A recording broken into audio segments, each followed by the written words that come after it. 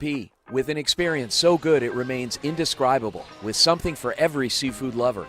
Try one of their amazing custom seafood boils, sandwiches, appetizers, and salads.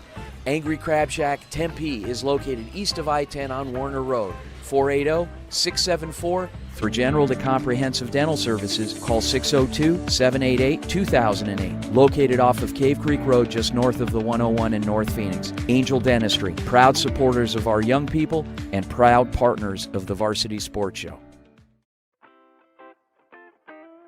The Angry Crab Shack in Tempe. With an experience so good it remains indescribable, with something for every seafood lover. Try one of their amazing custom seafood boils, sandwiches, appetizers, and salads. Angry Crab Shack Tempe is located east of I-10 on Warner Road, 480-674-3847. The Angry Crab Shack in Tempe. Come ready to eat.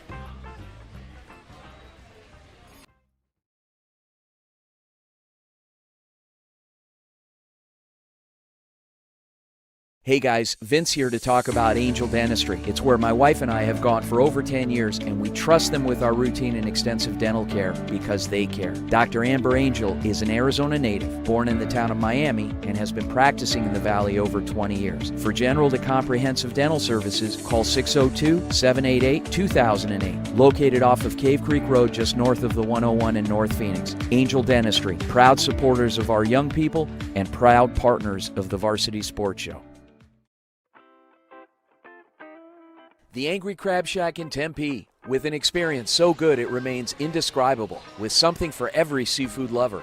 Try one of their amazing custom seafood boils, sandwiches, appetizers, and salads. Angry Crab Shack Tempe is located east of I-10 on Warner Road, 480-674-3847. The Angry Crab Shack in Tempe. Come ready to eat.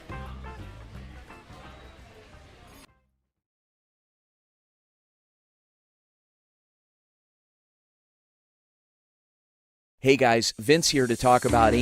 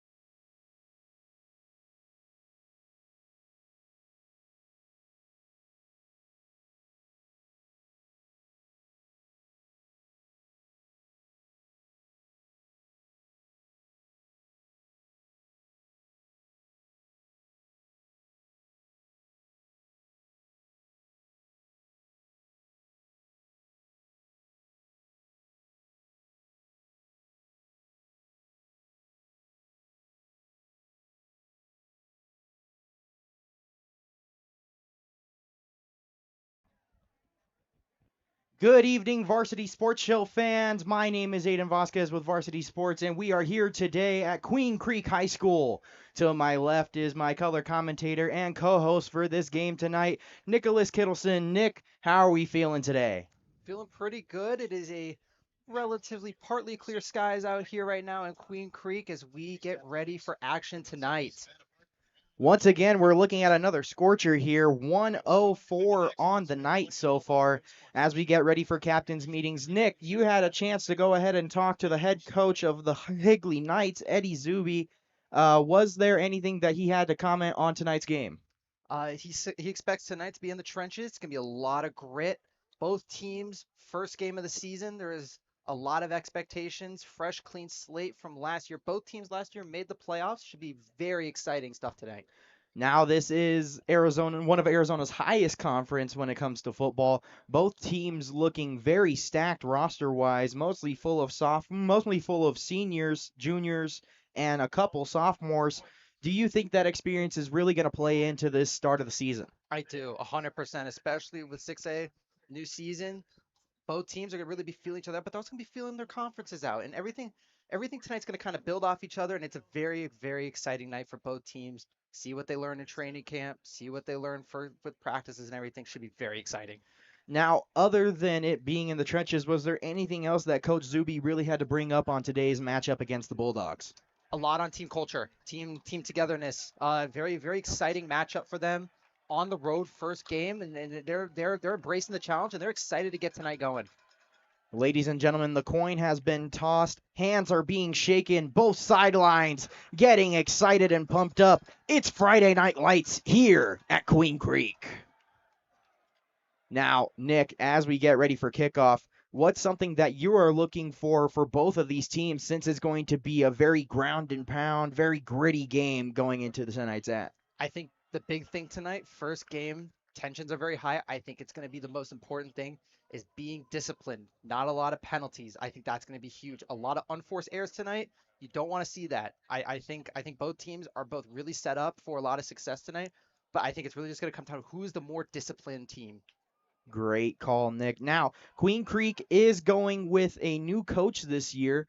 Head coach Steve Huber, we weren't able to talk to him at the beginning of the game, but so far, with the way his team is looking, it looks like he's going to have a nice start to his first game of the season. However, that all depends on how the Knights take advantage of this kickoff. Yeah, and to be completely real, the first drive of this game is going to probably be the most important. It's going to set the tone. I think Queen Creek, the Bulldogs, are going to be very excited to have the ball, be able to score first. It's going to be a really good game. Here we go. Both teams lined up. Gabriel Ferrero, the kicker for the Knights, ready. The whistle is blown. The teams are lined up. And here comes the boot.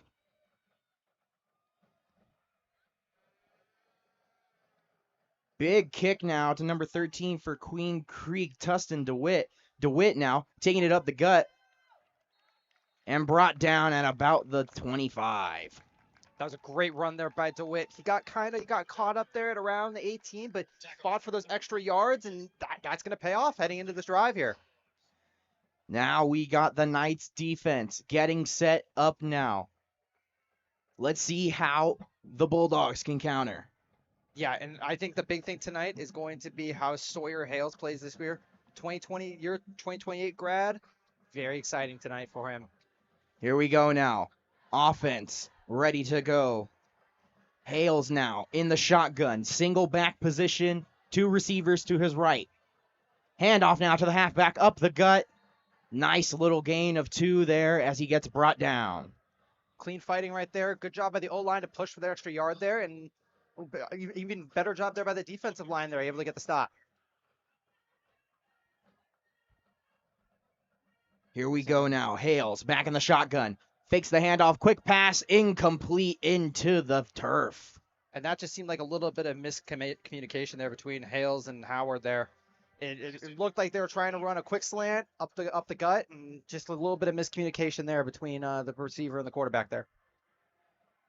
We got Jamal Jones now in the halfback position. Hales still at quarterback. Hales now back into the shotgun. Trips left on the top side of your screen. Hales now fakes the handoff, drops back into the pocket. It collapses, and that's a sack for the Knights. Fantastic rush there. Seemed like a team group effort there. 3 or 4 guys got to the quarterback, and that's going to set up a punt right here for the Bulldogs. Bulldogs are going to be punting it away now to the Knights. A great 3-and-out stand by the Knights there. Zuby really focusing on that gritty defense that he talked about earlier. Knights now getting ready for a punt. And a 3-and-out to start the game is a very unfortunate way for the Bulldogs, but it is a good way to reset momentum here. Little bit of a miss kicked out just before the halfway line. Knights looking about to take it at the 49. Great field position for the Knights here. Set up only about, I would say, 30 yards away from the red zone, and a clean opportunity here for the Knights to take advantage and be the first ones to score tonight. 1st and 10, ball on the 40 as we get ready for the first offensive excursion for this Knights team. Yeah, and look, I think the Knights right now, they look fantastic. It's a very strong Caden Schluter, our quarterback tonight, junior. Fantastic start. Schluter now takes the handoff, runs it up the gut. Seems to be brought down at the line of scrimmage by number 1 there, Antonio Young, the senior. Flag down here. Now, Nick, those flags can definitely be costly depending on who it's on. Do you feel like penalties are going to be a major part of tonight's game? Yes, I think tonight penalties are. I think whoever wins the penalty battle is going to be the one that ends up coming out with the victory here tonight. Seems like a penalty on the Knights now. There's going to be a 1st and 28 now on the Knights 42. And that's a very unfortunate penalty. Really stalls the drive right here. Here we go now. Schluter back into the shotgun, motioning a receiver now. Takes the snap, hands it off to Young. Young up the gut. Brought down now at about the 48. It's going to be a 2nd and 18. It's a good rush by Young there. He had a good draw there. He really seemed to get good ground and kind of just got caught up there by the linebackers. Young now, still in the single back position. Schluter directing traffic. Drops back into the pocket, rolls out to the top side of your screen. Looking for a receiver, doesn't see anything, chucks it. Incomplete pass into the turf as we go into a 3rd down. And a great pressure there right there by Higley. Seemed like, by Queen Creek there. Higley just seemed to kind of just move out toward the right. They wanted to seem to set up a play action pass here, but unfortunately, just didn't work out for them there. 3rd and 18 now, still on the 48. It seems like there was a penalty on the play. On Queen Creek now, it looks like we're moving up the ball. Possible 1st down situation here. And a very short yardage. Looks to be about 3rd and 3. I would want to. Oh no, it's. I believe we have a first down here. 1st and 10. 1st and 10 now for the Knights. New set of downs on the 33. Schluter motioning his receiver. Hands it off to his halfback. He keeps it. Schluter going up, slides in, fumble on the play. And Queen Creek recovers it, but the whistle is blown. I believe Schluter was down before the ball popped out. I'll be honest, I'm surprised there wasn't a late hit call there on Schluter. He kind of went down there, and it just seemed like a couple of Bulldogs got on top of him. I think they just ruled it. Yeah, they confirmed. The call is confirmed. Call is confirmed. He is down. It is looking like a 2nd and 5 now on the 28. Knights in scoring position.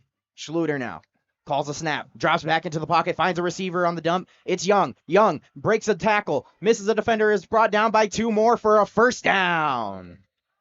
But unfortunately, another yellow handkerchief is thrown onto the play. Flag. Let's see what's going on here. Now, Nick, honestly, so far there's been maybe 4 flags on the day, 2 of them going for the Knights, 2 of them going against the Knights. It looks like it's going to be another penalty for the Knights now. Do you feel like Queen Creek is really getting rid of the momentum that they have here? Yes, I think Queen Creek right now is doing a lot of unforced errors. But, again, early in the game, early in the season, this is the first real drive this defense has had so far. 1st and goal now, Schluter. Toss to Young. Young up the gut, breaks 1 tackle, breaks 2, and he's in for the touchdown! Touchdown, Knights! And what a fantastic run right there by Young. Fantastic run up the gut. There's a nice little pitch toss from Schluter, and Young just took complete advantage, but great hold the offensive line just made there. Great run there by Young, finding space between his guard and his tackles. Great run now. Ferrero now, the senior kicker, setting up for the extra point. Refs blow a whistle now. Seems to be a little bit of confusion on the field. I believe it's one too many men for the Bulldogs. And it's just some early season kinks that they're going to be working out here. Quick substitution for the Bulldogs, it seemed. Whistle was blown. Ferrero now sets up the kick. And it's no good, off the left upright and out. Just kind of tugged it a little bit there. It didn't seem like there was any interaction there between the kicking team right there and the defending team, but just seemed like he pulled a little bit. Seems a little bit like he put a little too much power underneath that, not enough lift. And now we get ready to go to kickoff. Nick, so far, based off of everything we've seen with this first offensive drive for the Knights, how do you feel Queen Creek should respond? I think Queen Creek right here, they got to probably in the huddle right now. They're talking about right now keeping it simple, making each single possession right now count when it comes to first down. First down is huge for them. Last drive, they kind of stalled out due to a penalty and some unforced errors there. But look, I mean, they're receiving the ball now. It's a new set of downs, and can't wait to see what happens here. We have a little bit of lightning and thunder coming at us from, I believe that's southeast. Yeah. Could possibly be a factor in tonight's game, but so far both teams are set up for the kick. The whistle is blown. Ferrero and the Knights now up 6-0 with 9 minutes left in the first as we get ready for kickoff. The whistle is blown. Both teams are set up, and here comes the boot.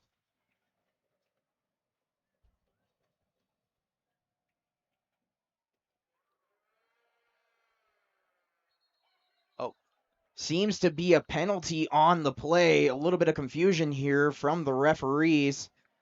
Let's see what the call is. Seems like they are judging here right now about what looks to be maybe something wrong with the kick there.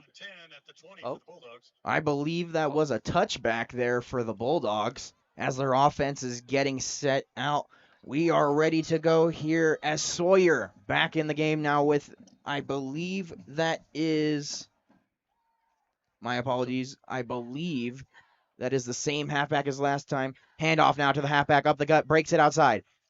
Gets caught at the tackle. It seems like a gain of 2 there for number 29. Number 29, Jamal Jones.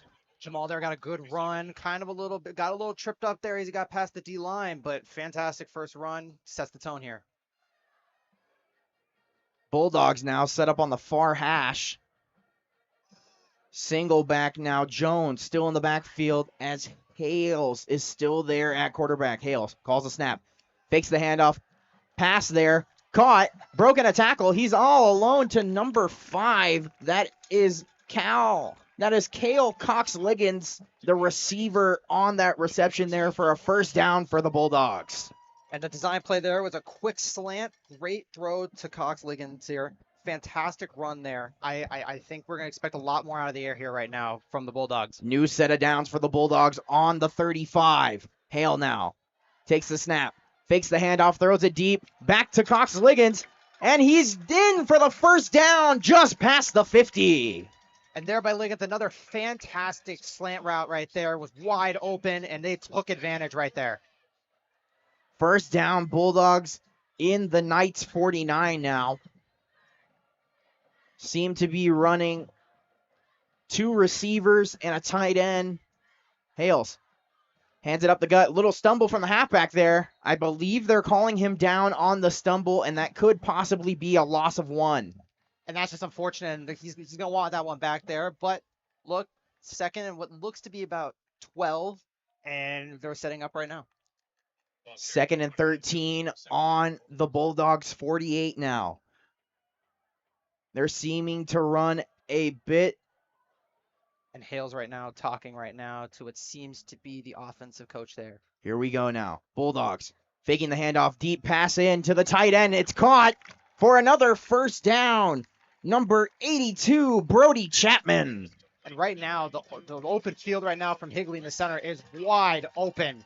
All 3 plays right now for big gains, 10, 12 chunk yard plays have been made from the center field. Chapman now with that reception brings the Bulldogs to a new set of downs, 1st and 10 on their opposing 35. This could be a dangerous position here for the Knights.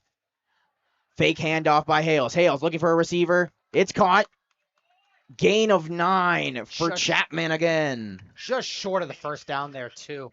It was a great design play right there. Play action, rolled out to his left, and he delivered a dime right there. Just short of the first down. Should be 2nd and 1, maybe 2nd and inches?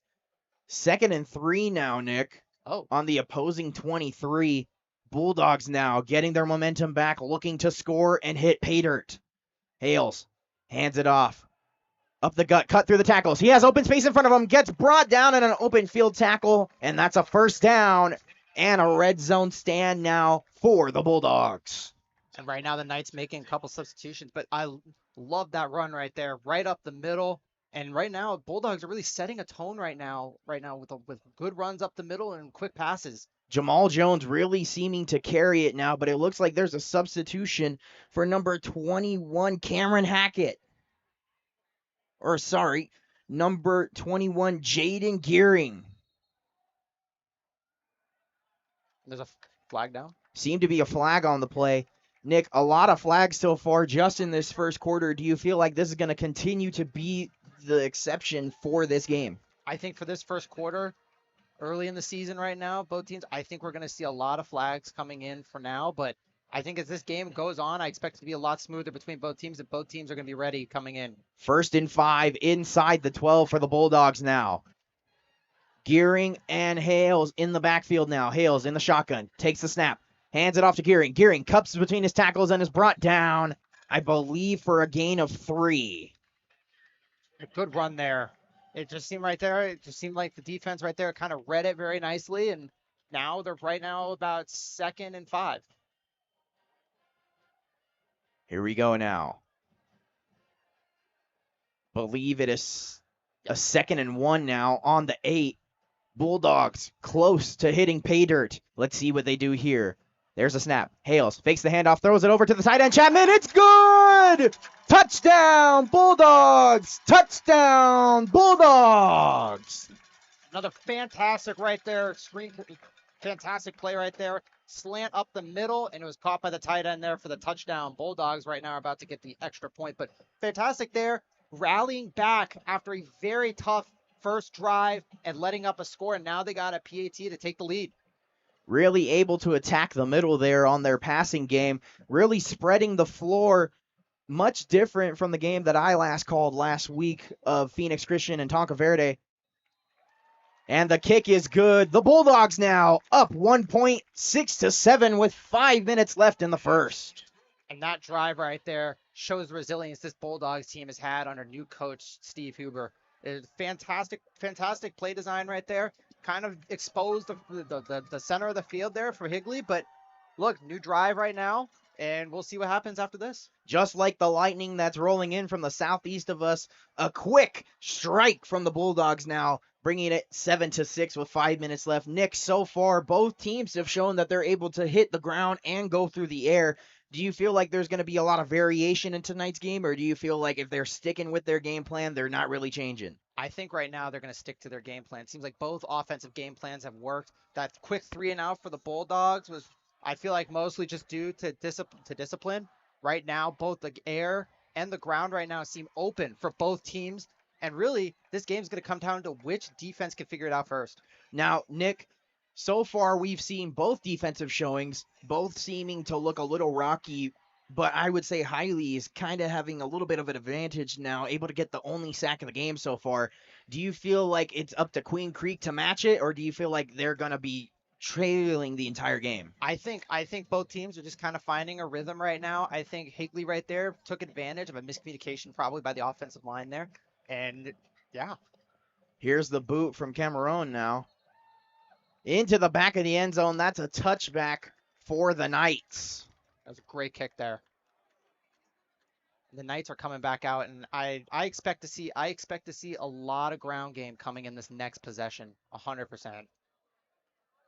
Now, Nick, so far we are looking at 102 on the night. We're sweating a little It's bit up here in this booth. Whew. Do you feel like this is going to definitely be a factor in here, or do you feel like Arizona teams are so used to the heat that it doesn't bother them that much? I think they're so used to so used to the heat. I mean, they practice in this weather. This weather is what they tend to practice in. And look, I mean, to be fair, with that storm rolling in, we'll see. But I think the heat right now, both teams need to stay hydrated. Here we go now. The Knights offense. Motioning receiver. Hand off to the tailback now. Takes it up the gut, breaking 2 tackles. He's free on the lower sideline. He has no one in front of him. Breaks another tackle and is brought out at the 50-yard line. What a run! And that was another fantastic run right there by Antonio Young. He had a little opening, got tripped up a little bit, but a fantastic run there. Great run by Young now. Really explosive, able to bounce off of each tackle as we get ready to go back to another fresh set of downs for the Knights. Schluter now shifting his tight end. Schluter handing it off to Young. Young bouncing up the gut, cutting through defenders, pulling guys as he goes through the line. It looks like that's a gain of 9 for the Knights. That's another fantastic run there by Young. Quick yards after catch yards after the run there. Contact was early in that run, and he just forced his way right through. Great run there by the senior. Now, this senior offense seems to really have the experience over this senior defense. Do you feel like that's going to be the name of the game for the rest of the night for the Knights? Yes, I think tonight it's going to be a lot about controlling the tempo right now, making sure that they continue this hot streak they're on. Fake handoff from the Knights. Breaks off a tackle. The receiver now. Fresh new set of downs. And that was a fantastic pitch out right there. It was a greatly designed play there for Schluter. Schluter getting a quick gain, and now it's a first down for the Knights. Great reception by senior receiver Cam Richardson, giving the Knights a fresh new set of downs. Hand off to Young. Young all alone, dragging guys with him, breaking tackles, and another first down for the Knights. And that was another great run there by Young. Just kind of got caught up there at the end by those linebackers, but a fantastic run, and now they're in the red zone. 1st and 10 now on the 22 of the Bulldogs now. Quick, explosive offense from the Knights. Hand off to Schluter. Schluter passes it to his tight end, number 84. Breaking tackles and is down. Reception from number 84, Landon Banks. And as they keep moving forward, slowly but surely, that play right there, that little check down, that's to keep the momentum moving forward. Quick substitution now for the Bulldogs. Knights looking to the bench now, seeming to call the play. Schluter in the shotgun. Young right next to him. There's a snap. Hand off to Young. Young breaks 1 tackle, is alone, breaks another tackle, and is brought down at the 10. Another great fight there by Young, but also really good play there by the Queen Creek defense, minimizing that run right there. Great attempt in open field tackling there from the Bulldogs. It looks like it is going to be a 1st and 10 on the 10 now. Goal line stand. Can the Bulldogs do it? Hand off Schluter. Looking downfield for a receiver. Schluter steps up in the pocket. Breaks down. Doesn't find anyone and is still inbounds now. Brought out for, I believe, a loss of 1 as we get ready for a 2nd and possibly 11. Yeah, and Schluter there, he was looking right there downfield for someone in the end zone, but just couldn't find anyone and got wrapped up. I think he held on the ball a little too long there, but besides that, it was a great play there by the Queen Creek defense right there. Queen Creek's defense seeming to stand now. Here comes Schluter. Takes a snap, drops back into the pocket. It collapses around him. Schluter steps out onto the near sideline. He's alone. And he gets a gain of possibly 3 now. And Schluter right there, taking it himself. He saw no one open, made the smart move, took a couple yards there. That's what you need right there. Great little drive from Schluter there. It is 3rd and 7 on the 7. Bulldogs need to have a major stop here, or the Knights could draw blood again. Looking towards the bench now is Schluter, seeming to get the call, as we have a trips right situation at the top of your screen now. Schluter in the shotgun. 3 receivers to his right and a tailback. Hand off to Young. Young, great blocks. All alone. Does he get the edge? Touchdown, Knights! Another great run from the senior. That was a great halfback stretch there for Young, and Young really showing that explosiveness, that speed, getting to the outside there, and there is no one that could have caught him there. Great blocks, too, from the linemen there, really getting that spacing for their halfback as we look to Ferraro now, getting ready for the extra point. So far, 1 minute and 55 seconds left in the first. 12-7, Knights. And the kick is blocked and down. It looks like Ferraro is still going to be 0-2 on extra points, but his Knights are up 12-7. It's early in the game, early in the season. Shake it off. It's fine. Look, that was a fantastic play by Queen Creek right there to get the stop the extra point, and now they get the ball back. But I would like to say that it is a very high octane right now. First quarter, a lot of movement for both teams. Great movement from both teams, both able to stretch out the running game and the passing game. Really electrifying, like these lightning bolts we're seeing from this storm coming in southeast of us. Nick, honestly, both teams have shown a lot of flashes on offense, but are still kind of struggling on the defensive side of the ball. Do you feel like when it comes into the second quarter, they'll change it, or do you feel like it's going to continue to be a little lackluster? I expect to continue to see it be this way at least till the half. I do believe until the half that it'll be this way. I don't see much more from each defense. Here we go now. Both teams set up for the kick. Knights now up 12-7 as we get ready. The whistle is blown. Both teams are ready. And here comes the boot.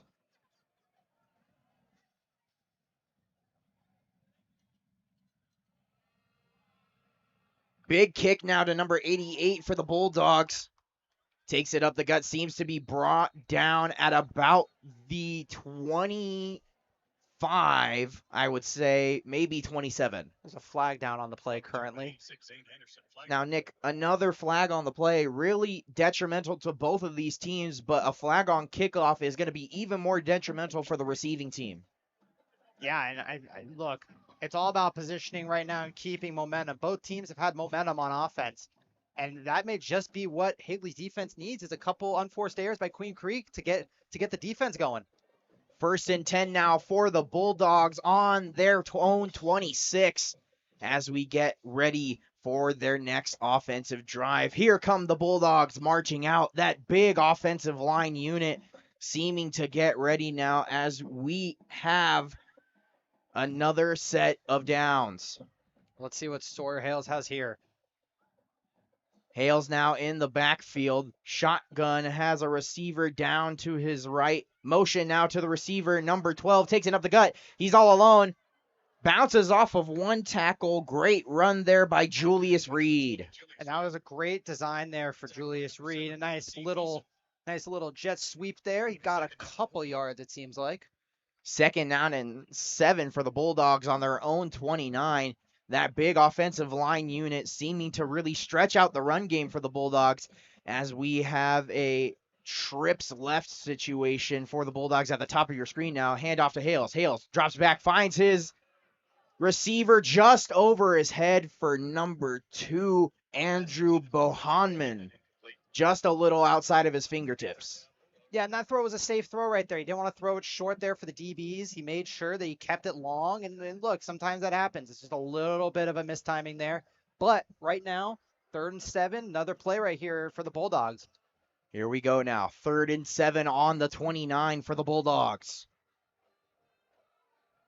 Hales now in the shotgun. Gearing to his left. Hales now drops back, finds a receiver. And it's broken up by the Knight defense, and that's going to set up a 4th and 7 for the Bulldogs as they bring out the special teams unit. That was a fantastic defensive stand there by the Knights. Really right there showing, I mean, after that flag, felt like momentum shifted a little bit, and some great work there by the defensive backs there by the Knights. Great work from the secondary of the Knights now as we get ready for the kick. Number 22, Israel Carmona. Ready to take the kick. High snap now. Kick a little wobbly as it's out at about the Knights 46. And that kick right there, just trying to avoid a disastrous mistake there of maybe letting the Knights get a couple extra yards, maybe even a touchdown on the return, just keeping it so that their defense has a shot here. 1 minute left in this first quarter now, Nick. It seems that the stands here aren't really as jumping as they should be as the first home game of the season. Do you feel like the fans play a major factor in the defensive mentality and offensive mentality of these teams? Yes, I believe that they're the 12th man out there. They're the 12th man out there. And look, right now they're a little quiet, but I think as the game goes on and it comes more, I feel like that 12th man will really be coming alive here. Here we go now. The Knights motioning a receiver now. Hand off to number 80, Pydon Lockett. Seemed to having maybe 1 or 2 yard loss there. 2nd and 11 on the Knights 49. Lockett really never had a chance there. Defense saw right through it, and they were able to get the stop behind the line of scrimmage. Clock still running now. 35 seconds left in the first quarter. Knights looking to bring the score up a little more. Lockett still in the backfield with Schluter. Schluter now having 2 receivers to his right in the shotgun now. Takes a snap. Schluter drops back into the pocket. Finds Lockett. Broken up by the Queen Creek defense. And that's going to be a 3rd and 11 for the Knights. And that was a big hit right there. Huge play right there, and it's going to move it now to 3rd and I believe 11, right? 3rd and 11, that is correct, Nick. Still on the Knights 49. Hopefully they could get some yardage here. 14 seconds left in the first quarter. Knights now back at the line. Schluter, 2 receivers to his right and left. Handoff now to Young. Flag on the play. Young breaking a couple tackles, getting yardage, being brought down at the Bulldog 45 now, but unfortunately there was a flag on the play. Flag on the play. And give it up to Young there for breaking a couple of tackles there and continuing to push forward, getting his team those extra yards. Young now seeming to be a bowling ball for the Knights offense. Really bringing up the gut, bouncing off of tackles. Unfortunately, though, it is a penalty on the Knights. It's going to bring them back to a 3rd and 16 now on their own 44. Clock still ticking down. And that is going to be the first quarter now. Knights up 12-7. We are going to go ahead and take a break here. I'm Aiden Vasquez with Varsity Sports. To my left is Nick Kittleson, and we will see you in a couple minutes. The Angry Crab Shack in Tempe, with an experience so good it remains indescribable, with something for every seafood lover. Try one of their amazing custom seafood boils, sandwiches, appetizers, and salads. Angry Crab Shack Tempe is located east of I-10 on Warner Road, 480-674-3847. The Angry Crab Shack in Tempe. Come ready to eat.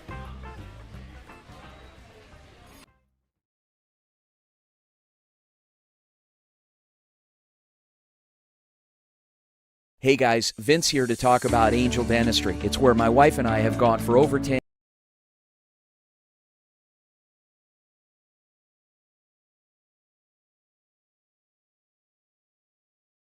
Valley over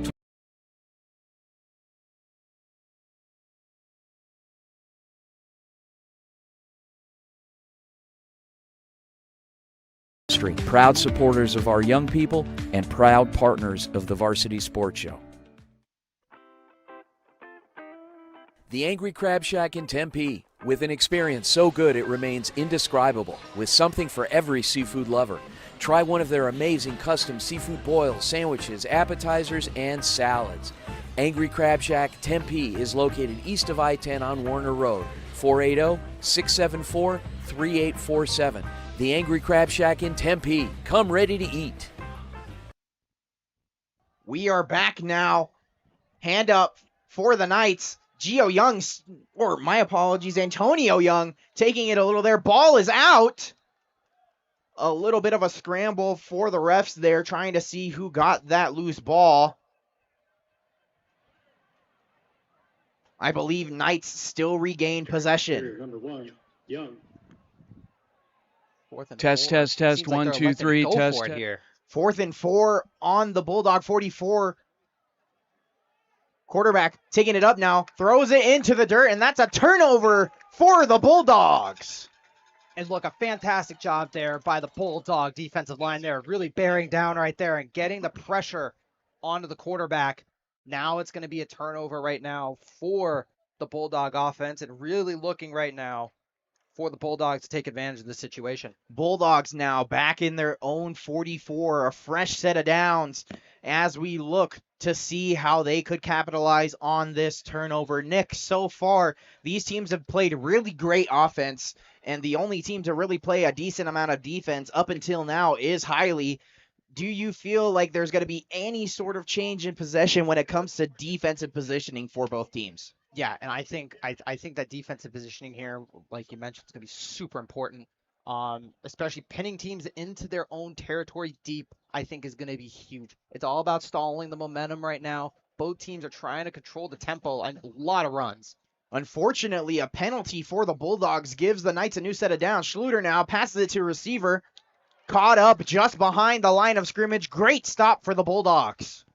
And that right there, that was a tempo check right there. A quick little check down, see if they can get a couple of yards and make the second down a lot easier. But hats off to the Bulldogs defense right there, getting the stop.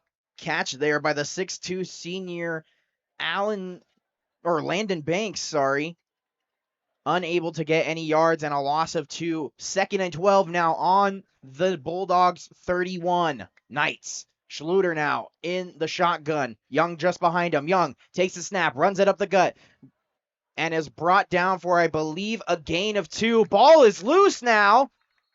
Scramble on the floor to see who got it.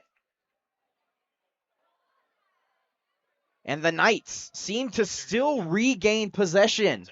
Ball's a little slippery right now. Ball's a little slippery. But look, I think that right now, early in the game again, both teams kind of feeling each other out. It was a great run there. Good job recovering it. Lockett now in the backfield with Schluter. Schluter in the shotgun. 3 receivers to his right. He looks deep, throws. Tipped away, and that's going to be 4th and 8 for the Knights on the 27. And that was a dangerous pass right there. 2 linebackers right there on the slant coverage. Had to fit in a tight window and was unable to do so. Kind of tipped and kind of held a little long. But for now, 4th down and 8. 4th and 8 for the Knights here. They seem to have a great spread of offense now on the 27 of the Bulldogs as we get ready for their 4th down go ahead. Lockett in the backfield with Schluter. Schluter drops into the pocket. Pocket seems to hold strong. There's the pass to his receiver. Broken away last minute from number 10 for the Bulldogs, Jackal Ryan. And Ryan Jekyll there with a great stop right there. Really right there, I felt like the Bulldogs, especially on that possession right there, they really started seeing really well into Higley's plays, and it was a fantastic job right there in getting the stop, and now they got the ball back.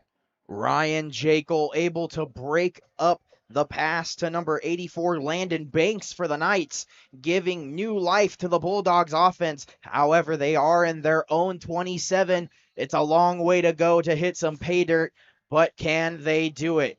Here we go now. Hales in the backfield now. Takes the snap, fakes the handoff, throws it to his receiver. He's caught. He's got open space. 3 defenders chasing him down. He breaks 1 tackle, breaks 2. Huge gain for the Bulldogs. Huge gain for the Bulldogs by number 17, Levi Johns. And Levi out wide open right there, made a quick catch and really hit the afterburners there. A huge gain right there by the Bulldogs. Massive gain there, bringing new life to this Bulldogs offense. It's 1st and 10 on the 10 now. Hales in the backfield, looking to get something out of this, hoping to hit pay dirt. Gearings, look who is left. Pass now, little miscommunication to Cox Liggins, supposed to be the receiver on that play, into the dirt. It's going to be 1st and 10 it's going to be 2nd and 10 Bulldogs now. And that play right there was just a screen that, again, was a little bit off time there. But, look, after that fantastic play. Seemed to be a penalty on the play again. I believe, going against the Bulldogs now. Nick, penalties galore here, seeming to not shake this cycle. How do you feel that these penalties are just going to continuously rack up? And look, right now, first half, I think that's going to be the biggest discussion right now. Both teams' locker rooms is how many penalties that have been thrown around. A third and 15, or first and 15 now. Handoff now to the halfback. He breaks one tackle, breaks a second. Great run by number 29 there, Jamal Jones. And Jamal Jones right there getting to the outside, using his speed right there, shook off one tackle and then went out of bounds. A great run right there. Jones seeming to have most of the running yards for the Bulldogs now, being able to spread the floor now. Quick substitution by the Bulldogs. Jones still in the backfield with Hales. Hales now, two receivers to his right, and Jones two just behind him in the shotgun. Single back formation, takes the snap, hands it off to Jones. Jones stuffed to the line, seeming to break one tackle. And I believe that is going to be a loss of 2 for the Bulldogs. And that was fantastic there by the Higley defensive line right there. Really, it seemed like the defense really read the run really well right there, and they swarmed on the ball right there. Jones now getting substituted for the safety, Colton Cox. Cox now looking to play in a bunch formation on the left of Hales. Hales now has two receivers. Cox in motion. Hand off to Hales. Hales rolls out to the right, finds Cox. He's wide open. Catch! Stumbles! Touchdown, Bulldogs! Touchdown, Bulldogs! And a fantastic rollout right there. Really delivered a dime there. Hales had fantastic throw there. And now they're going to set up the PAT here to go up 14-12. Great pass there. Beautiful execution on the motion and the wide open space now. 8 minutes and 47 seconds left in the second quarter. Bulldogs now up 13-12 as we get ready for the extra point. And look, I think the story so far has been the penalties. Carmarone. Kick is good. Bulldogs now completing the extra point. It's 14-12. Bulldogs up with 8 minutes and 47 seconds left to go. Nick, so far this game has been a shootout. One team scores, the other team scores. One team has a great defensive stop, and the other team has a great defensive stop. Looking a little bit like a Super Smash Bros. Mirror match out here. So far, how are you feeling both teams are playing so far? I feel like both teams are mirroring each other perfectly right now. I think that whenever it seems like one defense steps up, the other defense steps up. When one offense steps up, the other offense steps up. But for right now, it just seems like both teams have really just matched blow for blow so far, and really no team has really clearly came out and decided we are going to take control of this game. Queen Creek head coach Steve Huber now in his first game as head coach for the Bulldogs, seeming to have a great execution both offensively and defensively. Here we go now as we get ready for kickoff. Both teams set up. The whistle is blown. Both teams are ready. And here comes the boot.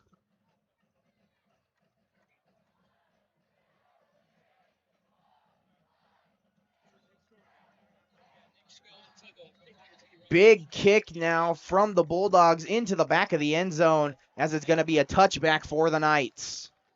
And for Huber's first year as Queen Creek's head coach came from Chandler for their defensive coach, and he has really shown so far step up as an offensive minded team. But look, the defense has really shown up recently, and we're looking to see right here on this set of downs how they perform. Here we go now. Knights trudging out their offense as we look to Queen Creek's defense now, seeming to have a 4-down operation, possibly running a 4-3. Multiple backs now. Schluter now in the pocket, takes the snap, handoff to Young once more. Young up the gut, stuffed now. Multiple Bulldogs trying to stop him. Whistle is blown. Young still on his feet, and that is going to be a gain of possibly 3. And right there, it's kind of like they just sent Young in, battering ram right down the middle. And that was a fantastic run there for 3 yards as it sets up the tone here for 2nd down and 7. 2nd down now for the Bulldogs, or for the Knights, sorry. Handoff to Young. Young seeming to be tackled in the backfield. Young tackled by number 26. Young there after really got 4 caught minutes. up there in the backfield. The offensive line didn't really seem to get the block there. Defense, fantastic stop there as we're heading to third down and about 7 or 8. 3rd down and 7 for the Knights. Less than 8 minutes to go until halftime. On the 23, in their own 23, I should say. Schluter now takes the snap. Has 3 receivers to his left. Looks deep. Throwing to number 15. Almost caught. Flag on the play, though. I believe that is going to be defensive pass interference on number 6 for the Bulldogs, Henry Levitt. There was a lot of contact there from Levitt. I believe that was pass interference. Both players really physical, but it just seemed like Levitt was just grabbing a little bit too much, and that warranted the flag. I believe that's going to be a fresh new set of downs there. We go down to the field to see what the call is. And I believe we were correct in our assumptions on a pass interference. It looks like it's going to be a 1st down for the Knights as we go down to the field and wait for the referee's call.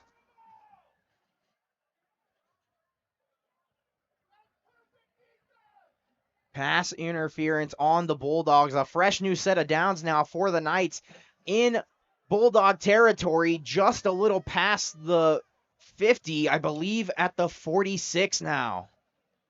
And this crowd really getting into it there for the Bulldogs. A lot of fans disproved of that call right there. I thought there was a little bit of contact there, but we look to the field now as they set up for 1st down 10. 1st and 10 for the Knights now. Ball on the 47 of the Bulldogs. Schluter takes the snap, hands up to Young, fakes the handoff. Schluter now bouncing out, breaks 1 tackle, great blocks, and is brought down for a gain of 2. Looked to be a designed run there for the quarterback. Kind of got out, good, decent blocking there by the line, but just really just couldn't get a lot of room there for him. And now they're going to be set up with a 2nd and about 8. 2nd and 8 now on the Bulldogs 45. Seeming to be a very highly offensive game. Schluter now trying to get the line to jump. Fakes the hands it off to Young. Young bouncing off a couple tackles, brought down just behind the line now. And a really good job there by the Queen Creek defense. They seem to be really targeting Young now. Tackled by number 19, It just William seems like they're Higley. really starting to get a grasp right now on the Higley run game as we set up for 3rd down. 6 minutes and 46 seconds left in the half. Knights now. Schluter now. 3 receivers to his right. Fakes the handoff to Young. Schluter looking downfield. He makes a throw. Great catch by number 5 for the Knights, Anthony Plaka. And Plaka there, fantastic job there. He was open and a great toss right there by Schluter and a fantastic gain as they set up what looked to be really close to red zone territory. Schluter really able to sling this ball downfield, having great looks. 1st and 10 for the Knights. Handoff to Young. Breaks a couple tackles, still dragging a few as he's running, and is brought down for what looks to be a gain of 7. Unfortunately, there's a flag on the play. Yeah, and that play right there just seemed right there. Young continuing to push forward right there. It was a fantastic gain. Oh. And it looks to see they're going to be replaying 1st down right there. Penalty on the Knights. Now, could possibly be a momentum killer. However, the Knights have honestly capitalized on most of the defensive or most of the offensive penalties they've had against them. Nick, do you feel like they're able to really bounce back from these, or do you feel like they're just getting decent amount of luck here? Yes, I think that they have had a fantastic job bouncing back from adversity. Here we go now. Schluter under center, motions his receiver, handoff to Young now. Young lowering his head, bouncing into the middle now, dragging a couple guys. On the 1st and 15, I believe that is a gain of possibly 5. And Young showing that toughness that the Knights have really been preaching before the game today. Really, he's just been shaking a ton of tackles, getting that extra yardage after contact. And now they set themselves up right now 2nd and about 11 or 10. Young now getting substituted. 2nd and 10 on the Bulldog 26. Lock it in the backfield now. Schluter under center, motioning his tight end. Takes the snap. Schluter hands off to Lockett. Lockett cutting through his guards. Breaks 2 tackles and is brought down for a gain of 5. And that was some great blocking there by the Higley guards right there. Pushing and creating that hole for Lockett, and Lockett was able to take advantage, and that was a fantastic run. Sets the tone here for third down. Dominic Escalera. Third down, 3rd and 3 now. Ball on the 19 of the Bulldogs. Less than 5 minutes to go in the half now. 12-14. Bulldogs up by 2. Knights now getting back in. That big offensive line holding down everything they need. Wildcat now for number 5. He bounces out. No one in front of him.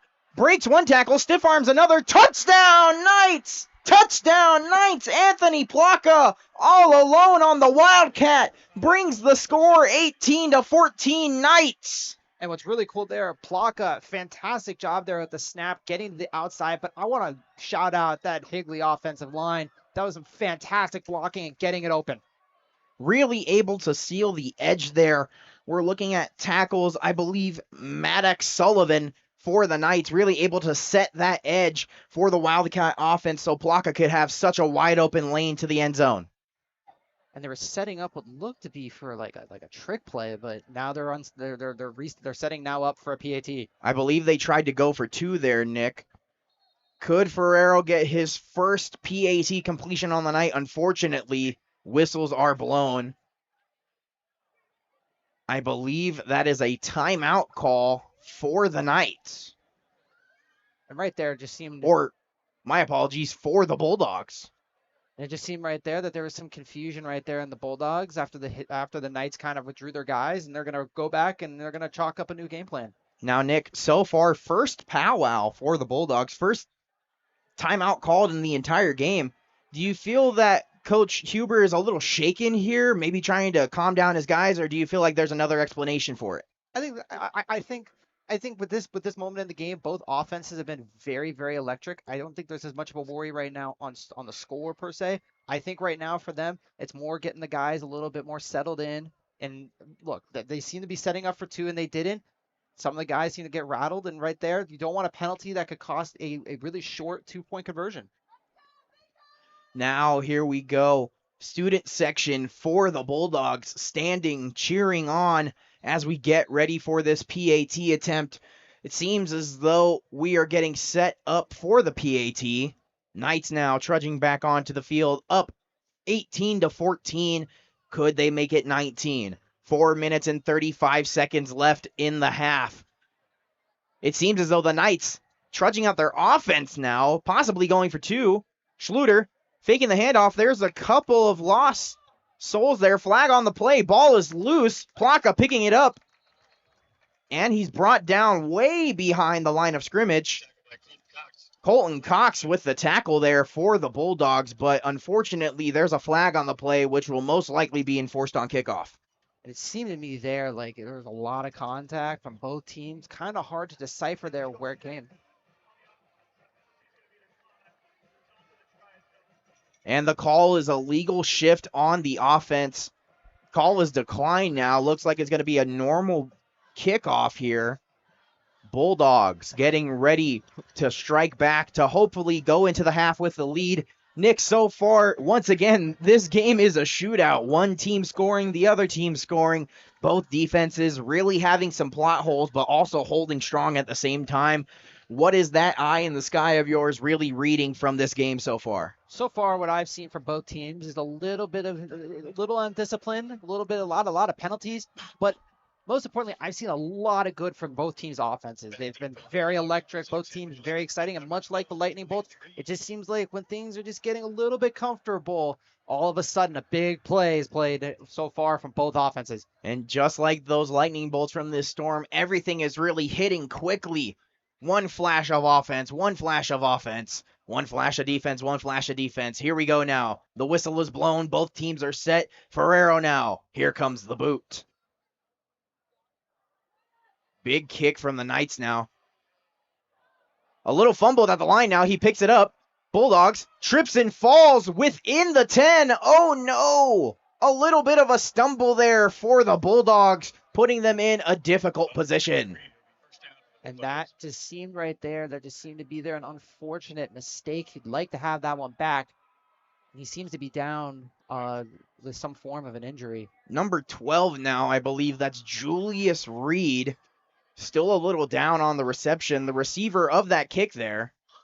And I believe there's also a Higley defender on the ground as well. Yeah, right there from Reed. Seemed to stumble there. Very unfortunate there, but for right now, just seems right now, both teams, a little injury timeout. And as he gets set up, we are going to go ahead and take a break. My name is Aiden Vasquez. To the left of me is my color, Nick Kittleston. We will see you in just a few minutes. The Angry Crab Shack in Tempe, with an experience so good it remains indescribable, with something for every seafood lover. Try one of their amazing custom seafood boils, sandwiches, appetizers, and salads. Angry Crab Shack Tempe is located east of I-10 on Warner Road, 480-674-3847. The Angry Crab Shack in Tempe. Come ready to eat.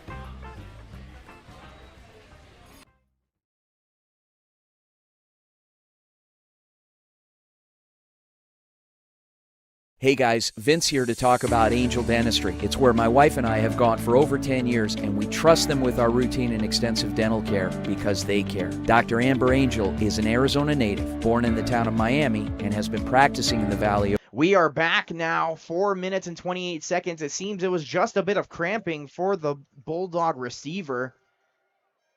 Here we go now. Bulldogs. Quarterback Hales in the shotgun. Single receiver behind him. Hands it off to the receiver. Caught up at the line of scrimmage now. Bulldogs not really finding anything on the ground as of now, but they have found a couple plays in the air. Nick, so far, if you were the coach, what would be the game plan going into these last 4 minutes of the second half? Or Look, second quarter, I should say. You don't want to create some unnecessary tempo issues, but for now, I think with this deep in your territory, just take it a play at a time and see what you get from here. Hales now taking the snap, fakes the handoff, rolls out to the top side of your screen. Hales now almost had a free lane, but gets brought down by the Higley defender there. Number 7 for Higley, Nasim Eason, the senior. And Eason, great job there breaking his coverage to make the play, seeing the ball and getting the tackle there. Great open field tackle for Eason, possibly saving a touchdown there if he wasn't there. 1st and 10 for the Bulldogs on the 24. A long way to go to hit pay dirt before the half. 3 minutes left in the second quarter. Hales now, hands off. Up the gut to his halfback, seeming to be stuck there. Not a lot of ground covered.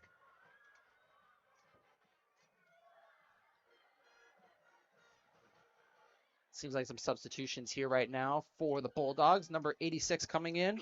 That would be Zane Anderson coming in here, the tight end, checking in. It seems as though Gearing is in the halfback position now. Hales has a receiver to his left and right. Halfback dump off. Hand it off now. Gearing brought down again behind the line of scrimmage. Great tackle by number 9 for the Knights there, Zay Shepard. And it seemed like the Knights there had a crystal ball in that place, seeing the run and just swarmed on the ball there. And they really stopped what could have been a big gain. Able to really read this Bulldog run game very well here, kind of shutting it down just before the half. Here we go now. Bulldogs back into formation. Trips right for Hales now. 3 receivers at the top of your screen. Ready now. Hales drops back into the pocket. Pump fakes. Gets lost. And a sack for the Knights. Another fantastic rush there. And I couldn't tell who got on Hayes there, but that was a fantastic rush. And it just seems now both teams, the punt unit's coming out. And it's going to look to be a return here for the Knights. Fantastic blindside rush there by cornerback Ethan Adar for the Knights. Really getting everything shut down now as it is a 4th and 17 on the 17 as the Bulldogs look to kick this away.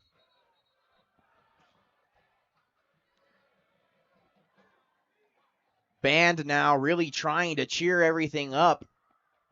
Seeming to be a little bit of confusion now. An extra substitution for the Knights now to make sure they have enough men on the field. Here the whistle is blown now. Bulldogs looking to kick this away with 1 minute and 37 left in the first. Beautiful kick there to number 12 for the Knights, Cam Richardson. Richardson not seeming to get the ball in possession as the Bulldogs pick it up.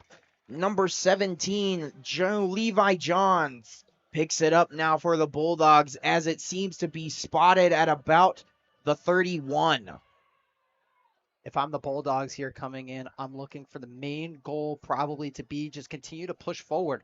There's going to be a lot of opportunities later in this game, but with the lead, don't want to get anything too crazy. But that doesn't mean you don't want to still continue to be aggressive. Bulldogs now, a minute and 27 as they are on defense. Knights get their offense on the field. 1st and 10 on the 32. Schluter drops back, pocket collapses. Beautiful pass upfield to his wide receiver, number 12, Richardson on the reception. Great pass there. It's seeming like they're rushing into a no-huddle offense now. 1st and 10 on, I believe, the 44. Just like they practice here, just like they practice. Schluter now trips right, has a receiver rolling out now, hands it off to Young. Young rolling up the gut, bringing guys with him. An unstoppable force at the halfback position with a gain of, I believe, 6. He has been the rock of this offense so far. Gain of 5 on the play. 2nd and 5 on the 35, on the 39 now. Schluter seems to draw back. Unfortunately, there's a flag on the play, stopping the clock at 48 seconds.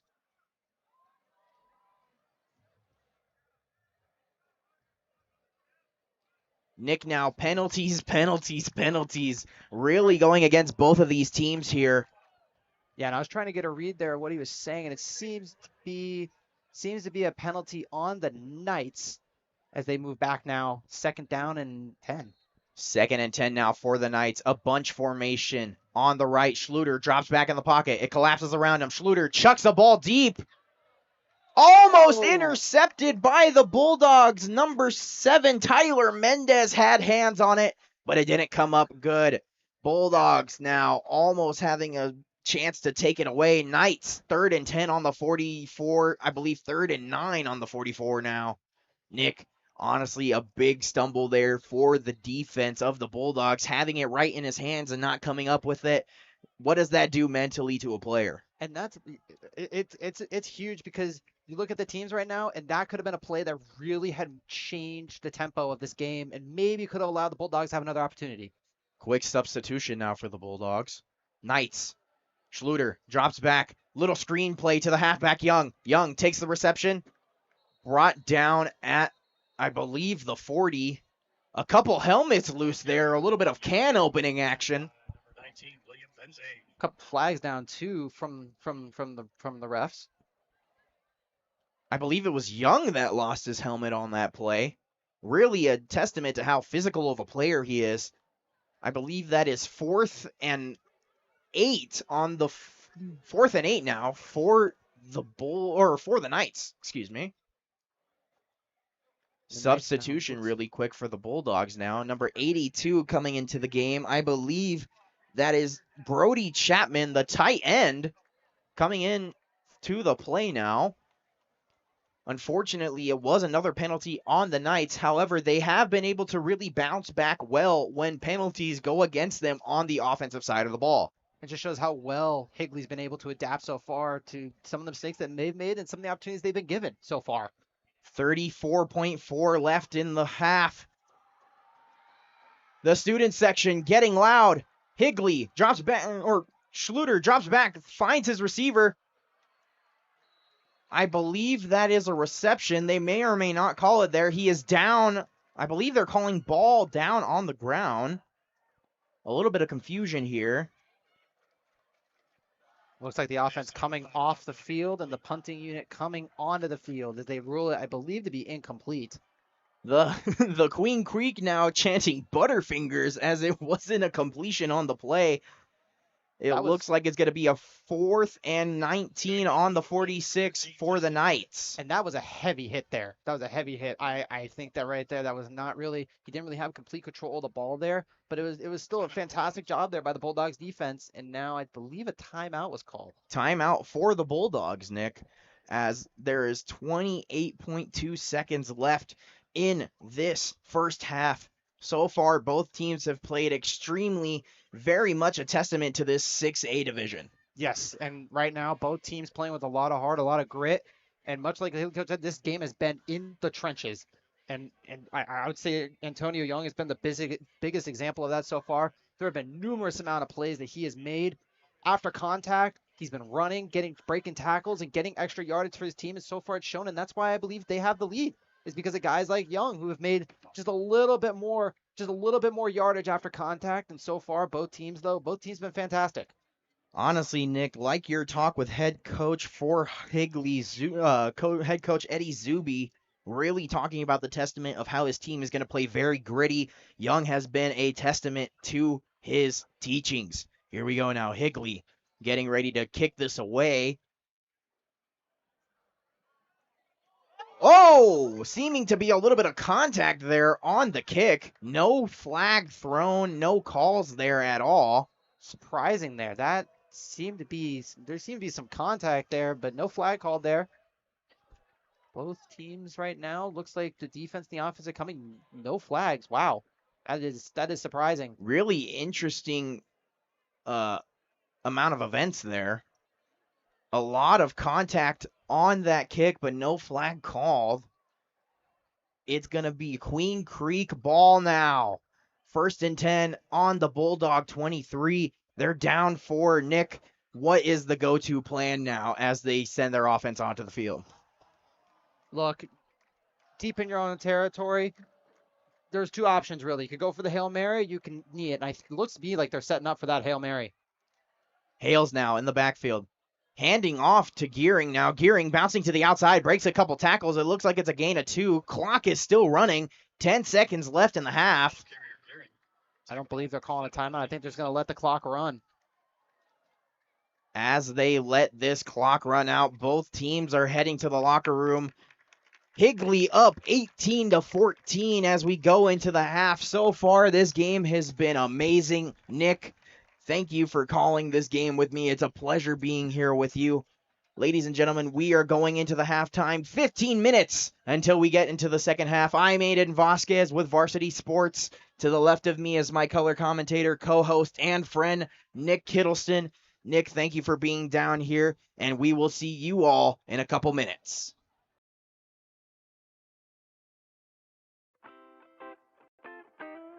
The Angry Crab Shack in Tempe, with an experience so good it remains indescribable, with something for every seafood lover.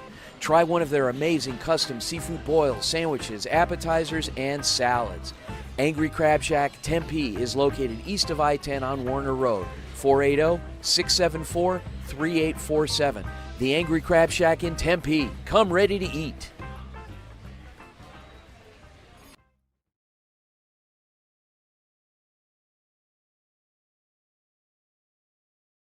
Hey guys, Vince here to talk about Angel Dentistry. It's where my wife and I have gone for over 10 years, and we trust them with our routine and extensive dental care because they care. Dr. Amber Angel is an Arizona native, born in the town of Miami, and has been practicing in the Valley over 20 years. For general to comprehensive dental services, call 602-788-2008. Located off of Cave Creek Road just north of the 101 in North Phoenix. Angel Dentistry, proud supporters of our young people and proud partners of the Varsity Sports Show. The Angry Crab Shack in Tempe, with an experience so good it remains indescribable, with something for every seafood lover. Try one of their amazing custom seafood boils, sandwiches, appetizers, and salads. Angry Crab Shack Tempe is located east of I-10 on Warner Road, 480-674-3847. The Angry Crab Shack in Tempe. Come ready to eat.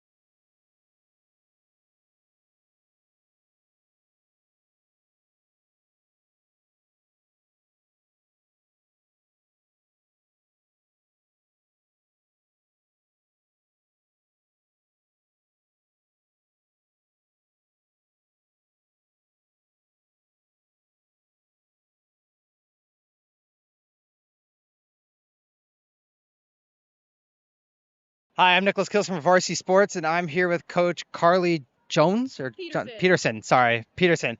Coach, how do you feel about this season? What are you guys looking to improve upon? This season's it's going to be a great year. We have had a lot more kids turn out this season. We are looking to do 1% better. Our theme this year is 1% better, so we're going to do 1% better every single day. And Coach Peterson, second question would be, what are you guys looking forward to most this season, especially heading into a new year? Very exciting. Our team is a lot stronger this year than it has been in the past couple years, and I'm totally excited because I think we're going to have more state qualifiers and just a more competitive team all around, so we're really looking forward to it. Awesome. Thank you so much, Coach. We're going to go over here now to the players. Guys, very exciting new season for you guys. What would you say is your guys' biggest goal this year, individual goal? For me, I want to qualify for state and go to state. Same with us. We want to get our relay to state this year as well. Yeah. Yeah, me and Jack want to have a state qualifying relay team. And I want to get top 3 in state this year. Solid. And then second question, you guys are looking forward, obviously, a new year, a lot of meets, a lot of exciting matchups. Living by that 1% rule, how do you guys feel like? What are you guys prepping for? Any insights you can guys give on your training so far? I like that this year we've been doing 2-hour swim practices. Last year we only did 1.5 hours, but this year we changed it up. So now we do 2-hour practices 2 times a week. Yeah, in addition to our water practices, we're also working like outside of the water on like dry land, running, all that, which I think will better prepare our fitness goals for the season as well.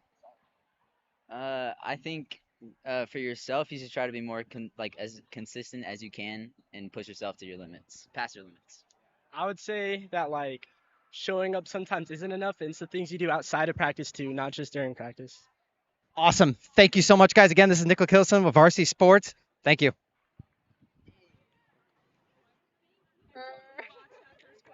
Oh my gosh, I'm like, Really quickly.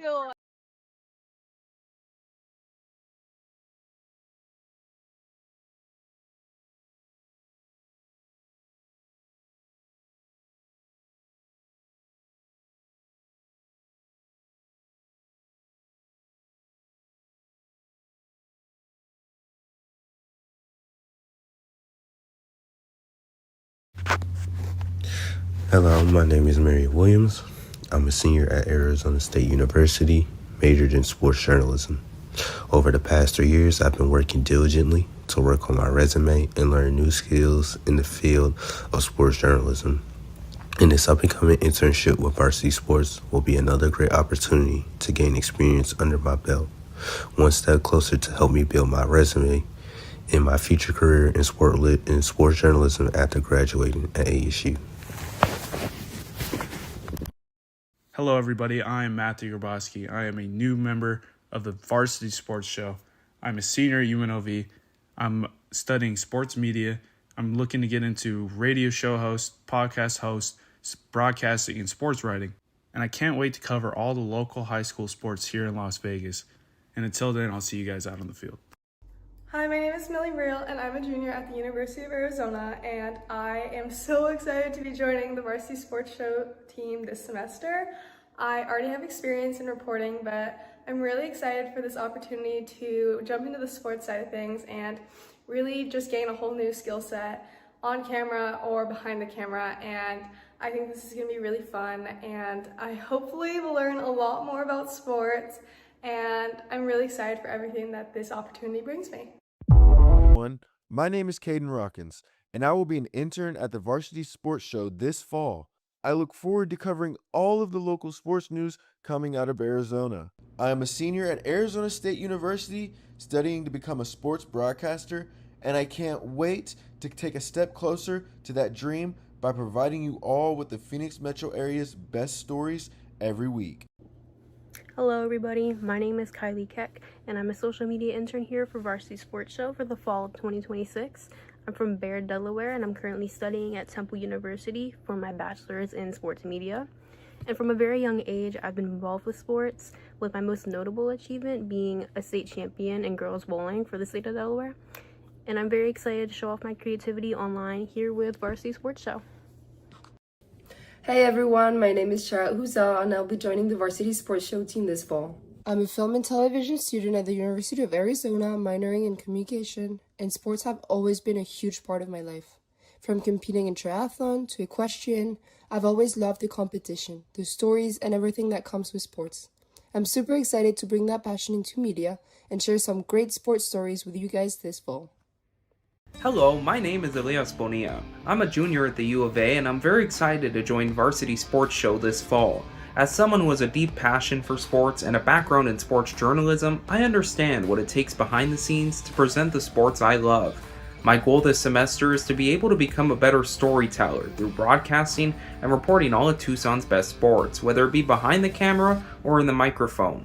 I look forward to what opportunities I'll encounter during this season. Everyone, my name is Angelica Nicasio, and I'm excited to be joining the Varsity Sports Show team as a sports broadcasting intern for fall of 2026. I am currently studying sports media and journalism at UNLV with a passion for being in front of the camera and telling the stories behind sports. Outside of broadcasting, I love running 5Ks and competing in beauty pageants, which have both taught me honestly confidence, discipline, and how to push myself outside of my comfort zone. I'm excited to bring that same energy and confidence to the Varsity Sports Show, gain hands-on experience, and grow as a sports broadcaster. And I definitely can't wait to get started. Good evening, Varsity Sports Show fans. My name is Aiden Vasquez, and I'm thrilled to announce I'll be a part of the Varsity Sports Show team for the fall of 26 semester.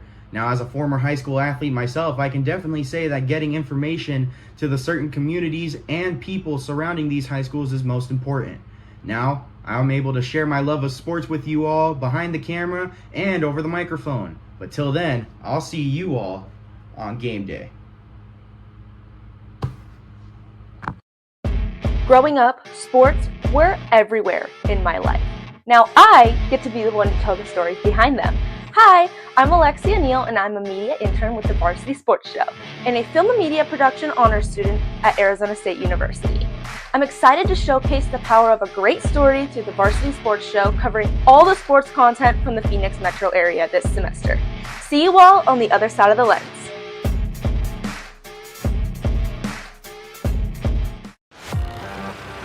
Hi, my name is Santini Shingwa, and I'm a senior at the University of Arizona studying information science. I'm so thrilled to be joining Varsity Sports Show this fall as production manager and intern. I'm bringing my background in tech, photography, and journalism to help elevate your local varsity sports experience. See you on the field. Hi, my name is Enzo Cusano from the University of Arizona, back with the Varsity Sports Show for this fall.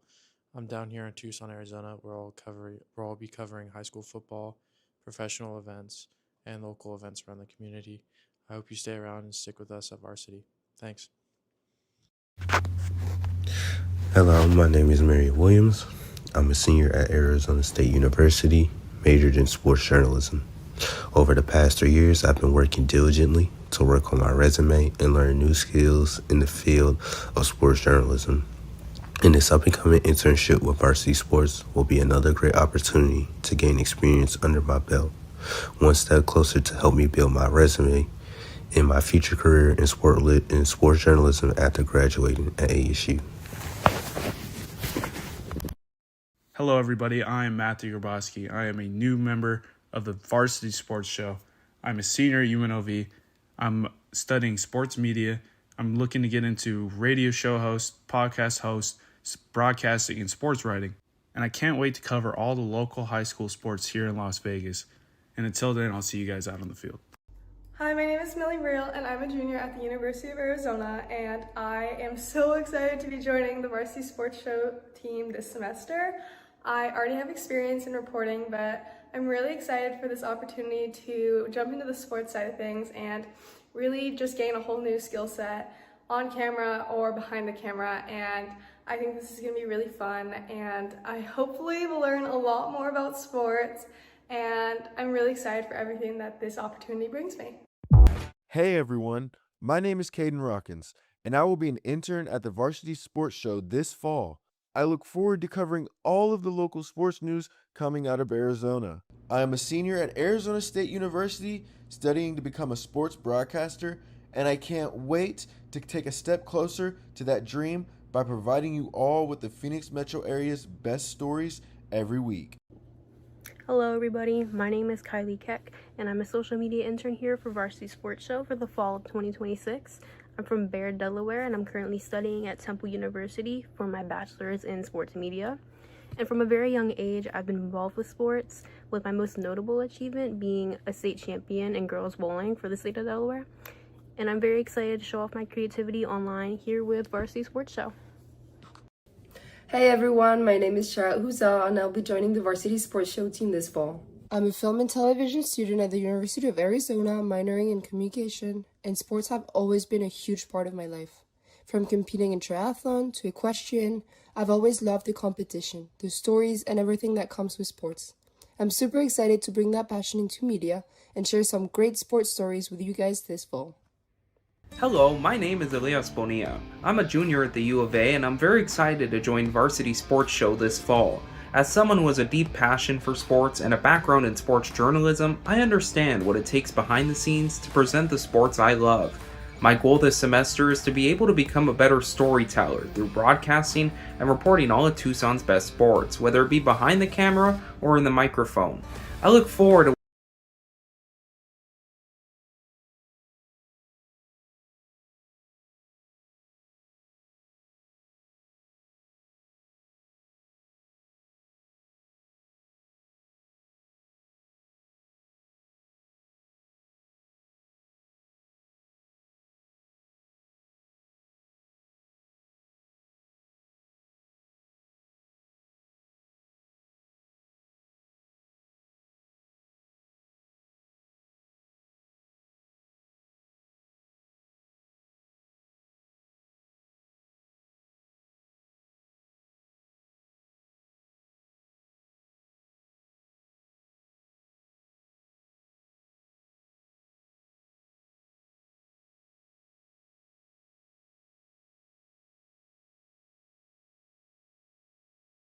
Show fans, I'm Aiden Vasquez here with Varsity Sports. To the left of me is my color commentator, co-host, and friend, Nicholas Kilston. Nick, so far here at Queen Creek High School, this game has been very eventful. The Bulldogs really being able to capitalize on the mistakes of the Knights. So far, what is it that you're seeing from up here in the booth? So far, I've seen a lot of positives from both teams. The offenses have been electric, which is ironic because of a storm right now that is to our south. But both teams have definitely been very, very electric so far on offense. I've seen very good runs so far from Higley, while Queen Creek has been mixing it up very nicely. And I think both teams so far have had a lot of positives so far on offense. Defense has had their moments, but so far, both teams, seem to be in it, and it seems to be setting up for a very exciting second half of football. Now we got less than a minute counting down on that halftime clock. Nick, so far, both teams have really been able to establish both the run and passing game, with both defenses really having a couple of slip-ups here and there, as well as multiple penalties for both sides of the ball for both teams. Do you feel like there is going to be any real game plan shift coming out of the locker rooms?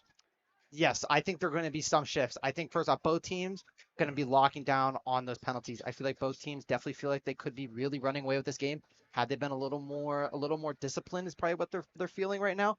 But I think for Queen Creek right now, Queen Creek kicking it away, their job right now is to force a quick 3 and out. Set the tempo, set the pace for the rest of the game. It should be very exciting though to see how Higley responds right now with the lead coming into the second half. The night is still young. Currently, it seems to be 8:25 p.m. as halftime is over. Queen Creek down for 12 minutes in the third quarter, 24 in the half. Let's get ready for some Friday night football. Queen Creek ready to kick this off now to the Knights. The whistle is blown. Both teams are ready. And here comes the boot. And Israel Karoma here setting up here for his kick, and he's been very good all night so far. Carmona, the only kicker for both teams to complete PAT attempts on the night so far, as it's going to be a touchback for Higley. And that was a huge kick straight through the uprights there, as that's going to be a touchback now. Very big boot for the kicker now. Here we go. Bulldogs defense. Their big line. The 4 down linemen, 3 linebacker setup now, getting ready as the Knights get ready to take the field. Here we go. And now with the Knights coming out here, they're going to be setting up right now with 2 receivers out to the right, a single back next to quarterback Caden Schluter. Schluter now with the handoff to Young. Young up the gut, breaking a couple tackles, still dragging a couple guys with him, and it's going to be a gain of 5. And Young, they're wasting no time between the first half and the second half right there, shaking even more tackles, as that's a big gain there considering the early contact. Now for the defense of the Bulldogs here, we're going to go ahead and pay attention to, I believe, Preston Smith, the big nose tackle.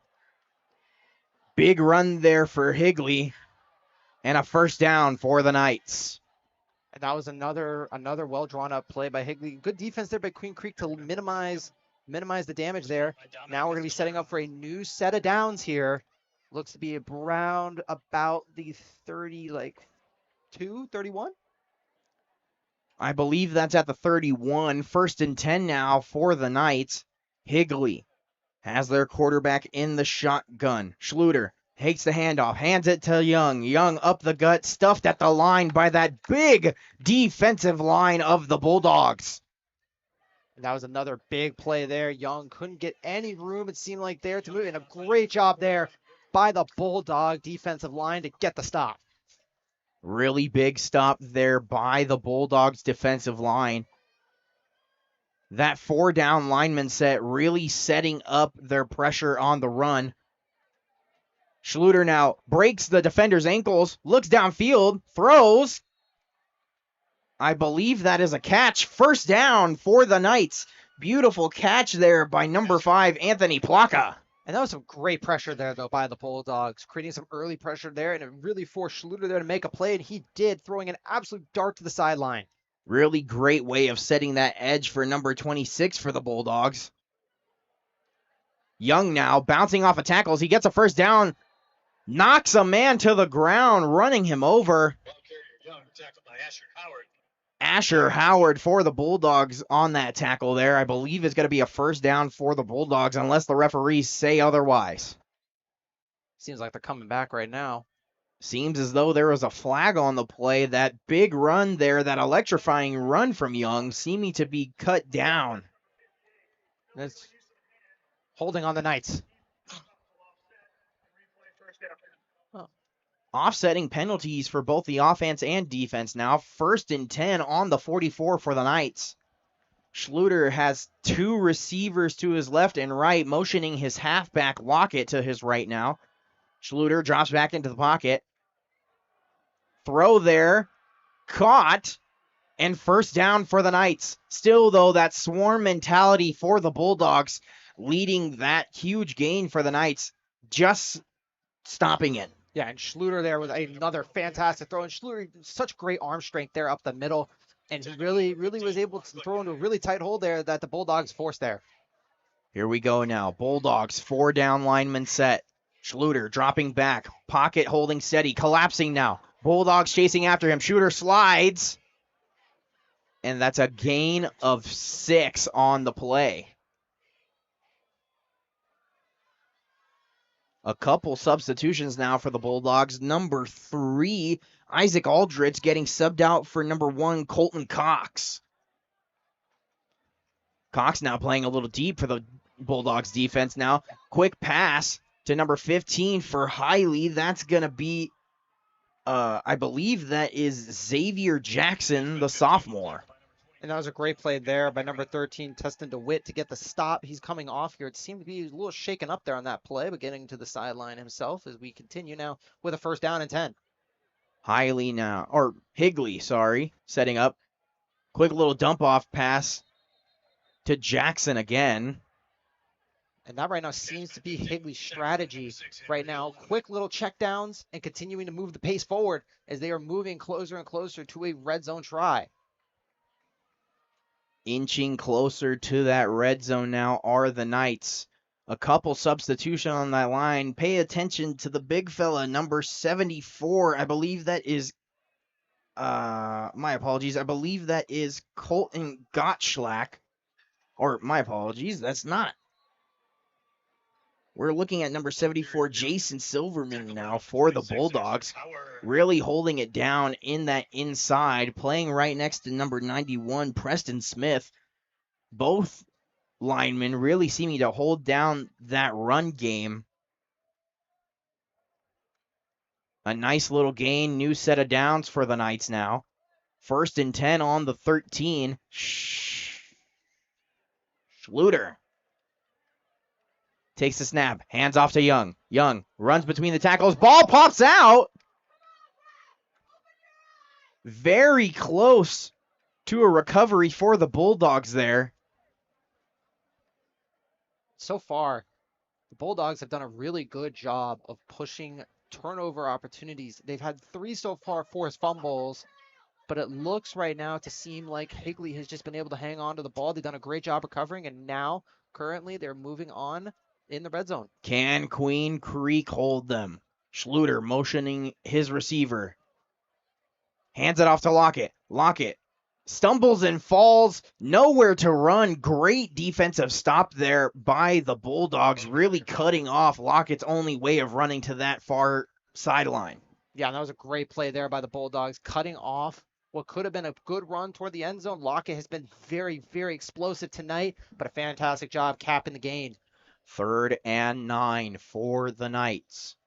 Ball on the Bulldog 12. Can these dogs get in the backfield? The noise in the stands growing now. Schluter tries to get the snap. A little miscommunication there. Supposed to be a handoff. Schluter throws it to the end zone and covered up by the Bulldogs defender, number 17, Levi Johns, on the stop there. But 2 flags being thrown on the play. Let's go down to the field and see what's happening now.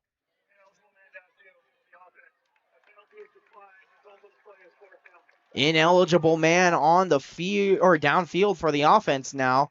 Penalty is declined. It's a 4th and 9 for the Knights. The Bulldogs really seeming to hold steady here on defense. Yeah, and that was a great job with a stop in the red zone, and now they're going to force a field goal here for the Knights.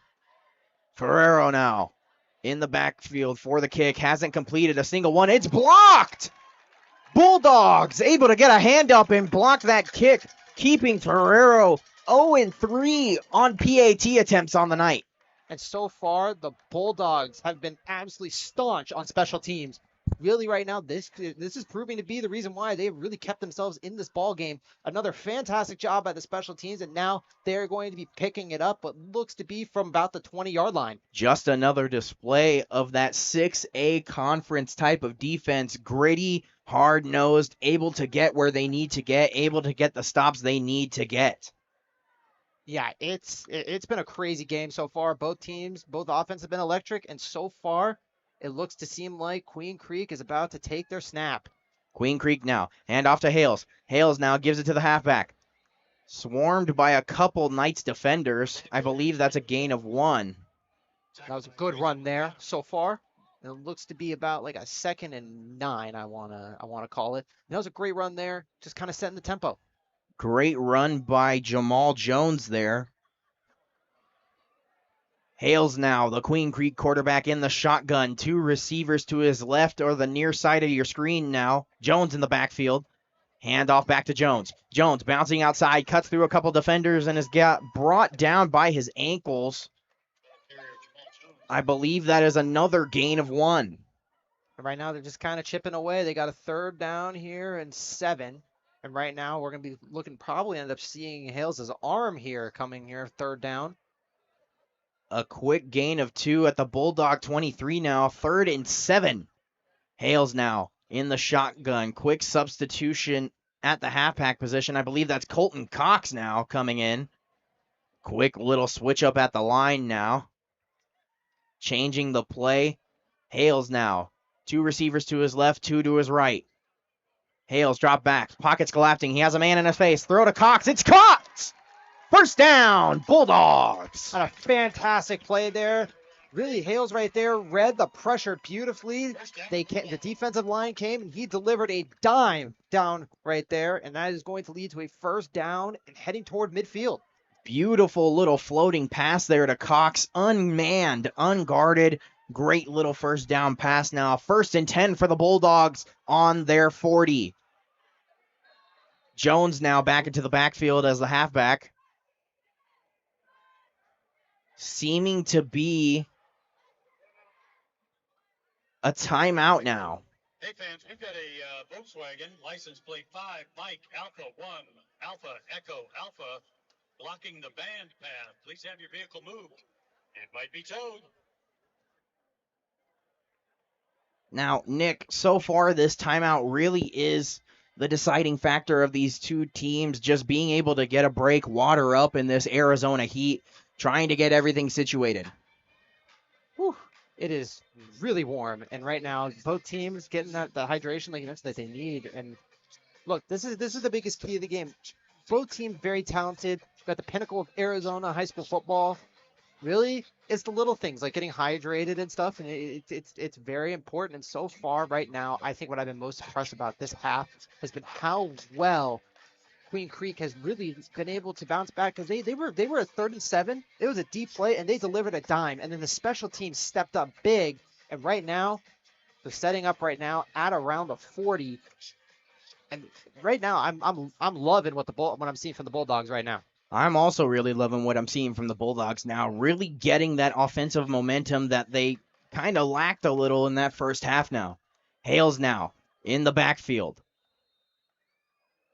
In the shotgun now. Nails has 2 receivers to his left, looks to throw. Big catch there, 2 defenders on him. He tries to break it, and he's brought down for, I believe, a gain of 6. Cox Liggins on the reception. Yeah, and Cox Liggins right there. Fantastic catch there. And really, he tried to get some room, but a great tackle there by the Knights, as that's going to set up at around a 2nd and 4. As right now, we're going to look at Hales right now, setting up for his next play. Hales now in the shotgun, fakes the handoff to Jones. Beautiful pass over the top to number 17. He's all alone, running in. Touchdown, Bulldogs! Touchdown, Bulldogs! A beautiful reception from Levi Johns. Goes the distance. Bulldogs now up 20-18. And that was a fantastic toss there by Hales. He really saw a beautiful opening right there and delivered an absolute dot for a clear runaway touchdown, as now the Bulldogs have taken the lead and are setting up for a PAT. Incredible strike downfield by Hales, able to read the field, seeing the open man in the middle, throwing a beautiful pass right into his hands, just a little bit out of his fingertips, but bringing it down for the catch and the touchdown. Here we go now. Bulldogs setting up for the PAT. The kick is up, and it's good. Bulldogs now up 21-18 with 5 minutes left in the third. Once again, really just a fantastic job there by Queen Creek to bounce back that 3rd and 7. Beautiful gain to get the first down, and then that play right there delivered the touchdown. The passing game so far for Queen Creek has been electric, but I'm looking at this next possession, and I'm looking to see how the defense stacks up against the run, because so far, Antonio Young has been a wrecking ball, and I honestly believe that it's going to come down to how that defensive line is going to be able to stop Young, because Young so far has been able to run what feels to be after contact, for what feels to be every time he makes contact, it's an extra 5 yards. Now, you are right there, Nick. Young really is able to absorb contact and keep fighting through for some extra yardage. However, the Queen Creek line, defensive line, I should say, really is cutting off as many of those inside running lanes that he likes so much. And I do believe that is going to be a factor going into this next offensive possession for the Knights. And so far, I have loved what I've seen from Queen Creek, and especially revolving like Higley's coach about being in the trenches. Both these teams are in the trenches. It's a grind for both teams. And I'm looking forward to seeing how Queen Creek is able to defend the lead right now. But right now, it's Higley's ball, and it's Higley's moment. Here we go. 5 minutes left in the third quarter. Both teams are set. The whistle is blown, and here comes the boot from Queen Creek.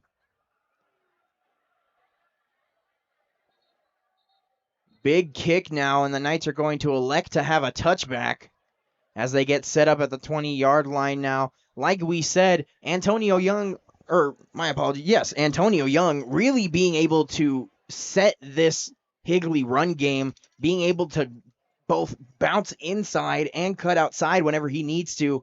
However, this Queen Creek defense, that big front of 91, Preston Smith really holding it down in the middle, as well as those linebackers, number 24, Dominic Escalera, really being able to help in the secondary now. Let's see how Queen Creek's defense responds. Schluter now motioning his receiver. Schluter hands off to Young. Young caught up in the backfield once again by the Queen Creek Bulldogs. That's going to be a loss of 1. And they really were seeing Young there in that first play. They were definitely calling something that really just stuffed the run up the middle. And as soon as that run came, Young had no chance there. It was a fantastic call there by the Bulldogs. And that sets up after a loss of the second down. It's going to be a loss of 3 on the play now on the Higley 17. 2nd and 13. Schluter now in the shotgun. Young to his left. Handoff up to Young again. Young still brought down in the backfield. I believe that is another loss, possibly a gain of 1. However, no matter what, that inside run game is being shut down by the Queen Creek defense. And one Queen Creek player slow to get up. He's limping right now off to the sideline. That's number 15. Number 82 is coming on to the field. Brody Chapman substituting. 74. 74, Jason Silverman. Seeming to have a little bit of confusion here. Multiple guys coming in, multiple guys coming out. Seeing some mass confusion right now is set up on the line. The whistle is blown now. Higley. Schluter dropping back. Pocket collapses around him. He finds his receiver. Big catch for the Knights. And that's going to be a first down, Higley. And one thing I will say is Queen Creek secondary is really, for the most part, it seemed to have shut down Schluter so far over the past second quarter. But that right there, little breakdown in communication and an absolute dime by Schluter, creating a first down. Substitution for number 15 now. Number 16, Xavier Jackson. Quick little out route to number 12 for the Knights. That's going to be a reception for Cam Richardson. That was a great catch there. He's already sliding down and made a great catch. Couple whistles being blown here. A little confusion by the refs stopping the play.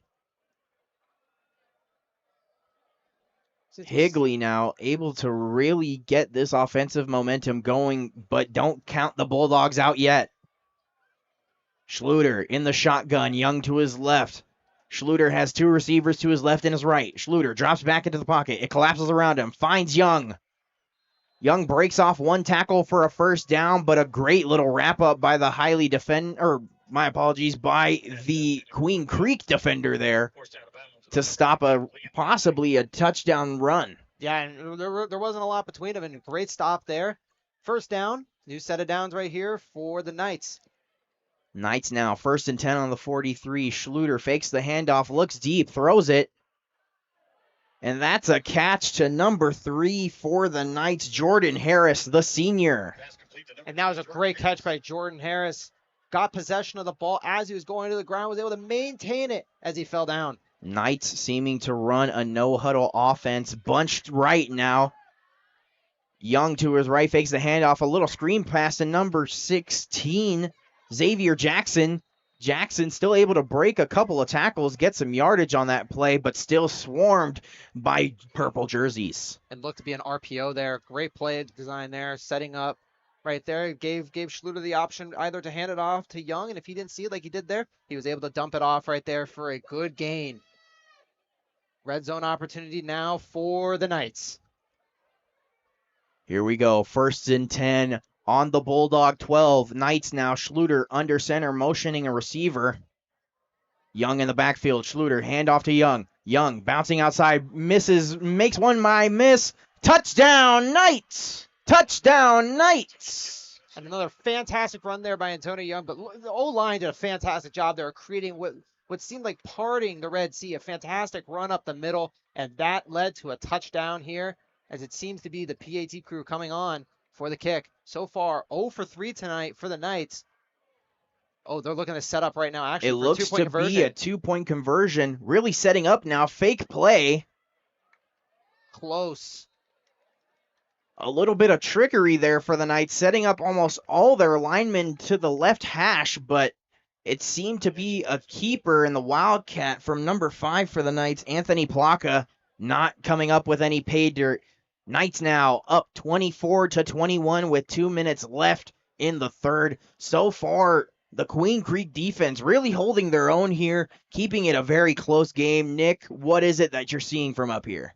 Fantastic special teams right now from Queen Creek, showing great discipline, great plays down the stretch so far, and that has been what has been leading to a fantastic run here for the Bulldogs. Right now, Bulldogs they're going to get the next possession. We'll see what they do with that. Knights have the lead currently, and right now it has been a great mix of passing and running. I mean, look, Antonio Young, fantastic running. He's got a lot of touchdowns, but calling a Schluter for fantastic leadership and big plays, big throws that led to the touchdown there. Let's see if Queen Creek can really take away the formula from the Knights now, possibly look at a little bit more air raid offense, get their team down the field, get another score in, and make this game a little bit more out of reach. Here we go now. The whistle is blown. Both teams are set, and here comes the boot from the Knights.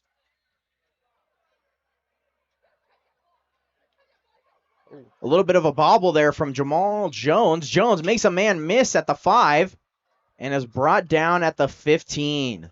That was another unfortunate mistake there for Jones. Seemed to be his second time bobbling the ball tonight. It was just probably a very tough catch there to make, but he made the recovery nicely and was able to get a couple yards out of it. Now setting up first down for the Bulldogs. A little bit of a bobbled kick there, possibly a hard read in the air. Nick, honestly, in my opinion, I do believe receiving a kickoff is probably one of the harder things you can do in football to begin with, but now as the Queen Creek offense sets out for their first drive. Physically, there's not much harder. I mean, it's a tough thing to do, and they set up right now for their first down. Hales now in the backfield, motions a receiver, fakes the handoff to Jones, looks for a pass, quick little dump off to his tight end Chapman, and that's going to be a gain of 6. That was a great play action there from Hales right there. Great pass, and it was able to set up a great play there. Now they're 2nd and 3, a little short. Now it gives them a chance. Maybe they throw a little pass here. Maybe they run a little run here. We'll see. Sawyer Hales really able to find his open receivers now. Hales in the backfield, so is Jones to his right. Hales has 2 receivers to his left, one at the far side of your screen, motioning Chapman. Fakes the handoff to Jones. Hales looking deep, throws a bomb. And it's caught! Big catch by Cox Liggins. That was a great toss there. Great toss there by Hales. Fantastic catch there by Cox Liggins to get into midfield. There seems to be a penalty. A penalty on the play takes away the big pass from Sawyer Hales to Cox Liggins there. Let's go down to the field to see what the call is. Unfortunately, it's against the Bulldogs.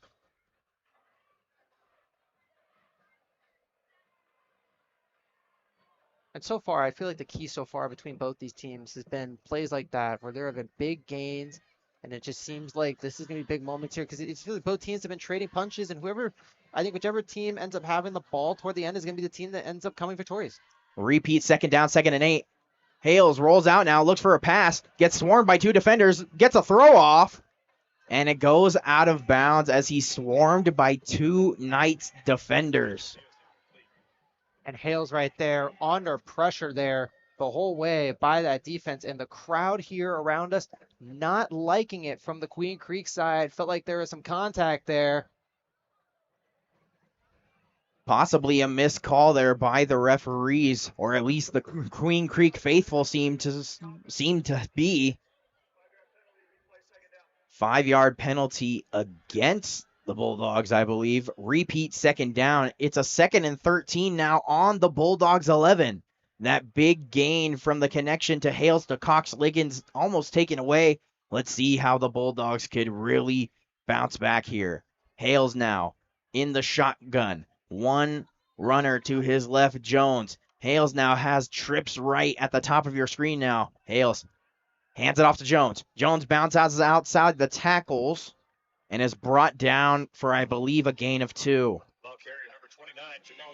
Right there, just seem right there to be just a little run there and just check the defensive front, see if the door is open. Right there, door was shut there from the Knights. Now it is 3rd and 12 as the clock is ticking right now under the 1 minute mark in the third quarter. 3rd and 12. Clock ticking. Bulldogs down 3 on their own 12 now. Hales checks, rolls out to the pocket. Doesn't see anybody open. He chucks one, and it's incomplete. That's going to set up a 4th and 12 for the Bulldogs now. Yeah, right there. And that was a really mature move by Sawyer Hales there. Didn't see anything. Both plays this drive, he had 2 plays where he could have gotten rid of it and tried to make a big play, but sometimes the best play is just to wait for the next drive and not to make the little mistakes. And that was a great job there making the read. But fantastic defense there by the Knights. It's going to set up right here what looks to be a punt here by the Bulldogs. And I agree with you there, Nick. A really college-level lead or read of being able to throw that ball away and not lose any more yardage on that. Queen Creek takes the boot now. Generous bounce for the Bulldogs. Has the ball spotted at about the 32. And this Queen Creek special teams has been fantastic tonight. It has been just absolutely electric by them. So far, it just feels like the special teams is really just, it seems like when Queen Creek has made a mistake, their special teams has been there, and they have been there the whole entire night as their defense comes onto the field. And look, both these teams right now, absolutely fantastic play. Higley right now, they're looking to set up to hopefully for them extend the lead, but the Bulldogs, they're looking fantastic. Under 30 seconds now in the third quarter. Can these Bulldogs come barking? Here we go now. The Knights getting set up. Schluter in the backfield. Single back, I believe that is Lockett. Lockett now with a handoff. He bobbles it. The ball is on the ground. It's loose. Another recovery looks A to be by the big Knights. scramble there. Could be a recovery by the Knights. We will see right now. It seems to me it looked like the Knights recovered it. And right now, that is what I believe is the 4th fumble right there by Higley and the 4th fumble recovery by the Knights. It has been an absolutely insane night. This offensive line has been having to put in the work to get the ball back. But right now, it looks to be a gain of 8. End of the third quarter with a little bit of a miraculous gain of 8 there from a fumble on a bobbled handoff to almost a first down, spotted at the 43. Ladies and gentlemen, put your 4s up. We go into the fourth quarter. 12 minutes to go in this game. Bulldogs down 3, 24-21 Knights as we get ready to see how these dogs can come barking back. Nick, so far this game has been very interesting, very exciting. A lot of penalties, a lot of offense, a lot of defense. With these last 12 minutes now, if you were Queen Creek, what is the defensive game plan? And if you do get the outcome you want, what is the offensive game plan? Keep chipping away and keep trying to make Higley make mistakes. I mean, Higley's had four fumbles so far, and they've gotten all 4. And look, that is a statistical anomaly if I've ever heard one. 4 forced fumbles and four recoveries by the offensive team. That just doesn't happen normally. And sometimes the ball bounces away, but keep chipping away. Keep chipping away at the Knights. Eventually, a mistake will happen, and the Bulldogs are going to be prepared to take advantage of it. Lady Luck seeming to be on the side of the Knights tonight as we go down to finally double digits in heat. 98 degrees now, a little bit of a soft wind coming in. Knights now roll out. Schluter looks for the pass. Big hit by the Queen Creek defender. However, the Knights receiver, number 5, Anthony Plaka, coming down with a reception. Great hit there by the free safety, number 13 for the Bulldogs, Tustin DeWitt, able to shut that down. That was a huge hit there by DeWitt. And so far, this Bulldog secondary has been fantastic. Here we go now. Knights. Hand off to Young. Young tries to bounce inside. He breaks a couple tackles, stuffed by purple jerseys. Oh, and the play's still going. Play still very unusual there, seeming to have the play still going. There seems to be a Queen Creek defender on the field. Still a little down there. We don't know what's going on, but while he gets treated, we're going to go ahead and take a break now. My name is Aiden Vasquez with Varsity Sports. To my left is Nick Kittleston. We'll see you in a few minutes.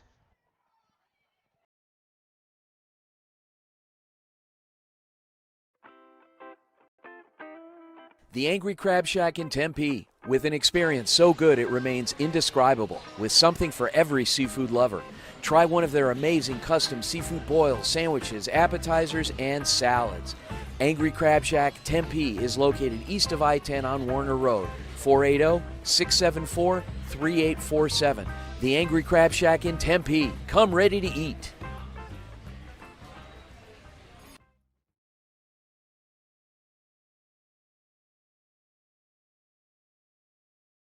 Hey guys, Vince here to talk about Angel Dentistry. It's where my wife and I have gone for over 10 years, and we trust them with our routine and extensive dental care because they care. Dr. Amber Angel is an Arizona native, born in the town of Miami, and has been practicing in the Valley over 20 years. For general to comprehensive dental services, call 602-788-2008. Located off of Cave Creek Road just north of the 101 in North Phoenix.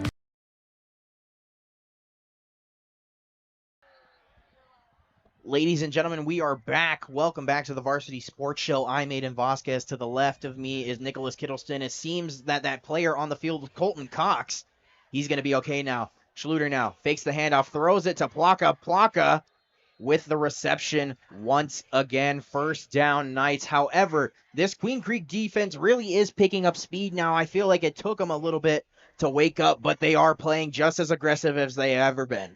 Yeah, and also great offensive adjustments so far by Higley, I will say. Schluter has looked fantastic tonight so far in the pass and very comfortable. Higley now drops back. Schluter stepping up into the pocket. He tries to break one. Seems to be a gain of 3 on the play. Probably going to set up a 2nd and 8. 2nd and 7 there. A smart gain there. Just getting 3. Didn't have anything open. Just took the open yards and cut it down. But great job there by the secondary of Queen Creek to stop what could have been a pass play for a touchdown and really shutting it down to just a 3-yard gain, 2-yard gain. Here we go now. 10 minutes left in this fourth quarter. Higley getting ready to go. Schluter now under center. Takes the snap, fakes the handoff to Young. Schluter rolling out, looks for a deep pass. And it's bobbled. What could have been a touchdown pass to number 14, Zayden Amoto, is dropped. Great coverage there by the cornerback for Queen Creek. And that was fantastic coverage there. Look, Schluter so far this drive has been passing the ball fantastic. And right there, Queen Creek put their foot down and said enough is enough. And there, fantastic. Sets up a 3rd down and about 8. 3rd down and 8 on the Queen Creek 19 now. 10:02 on the game. Here comes the Knights. Fakes the handoff, Schluter. Schluter tries to find a throw. Over the head, almost picked off by the Queen Creek defender. Seeming to be a little bit of a collision between teammates there. However, great coverage by the Bulldogs. Looks to be a penalty on the Knights. I don't know what it's for.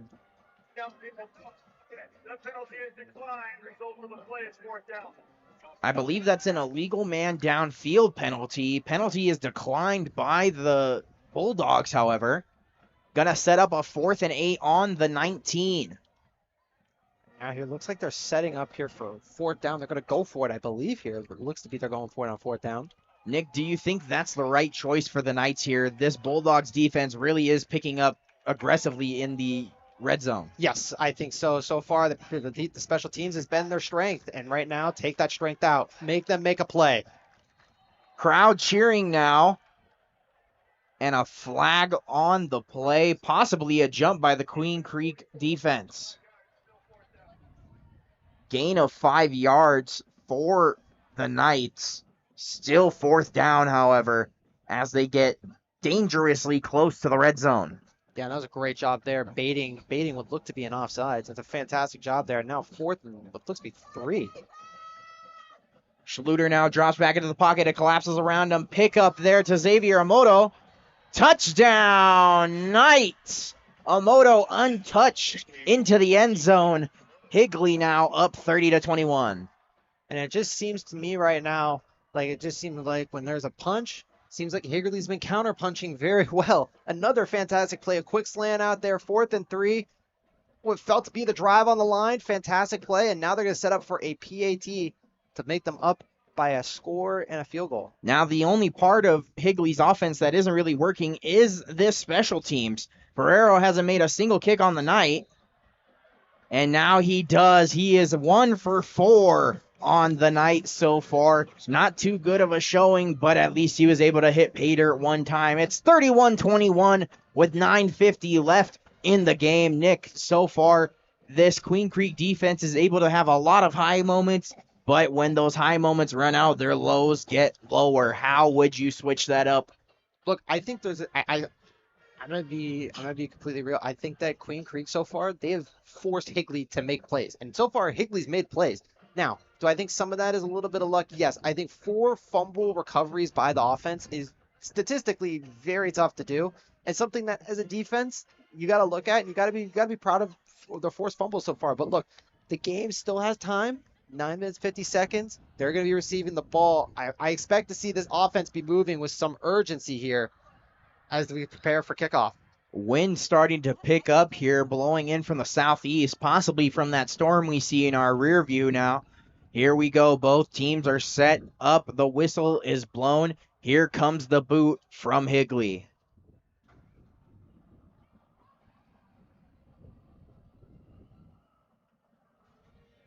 Big kick now to number 13, Tustin DeWitt. Doesn't seem to field it and is going to take the touchback now. Ball should be spotted at the 20. Great field position for the Bulldogs to really start getting some ground.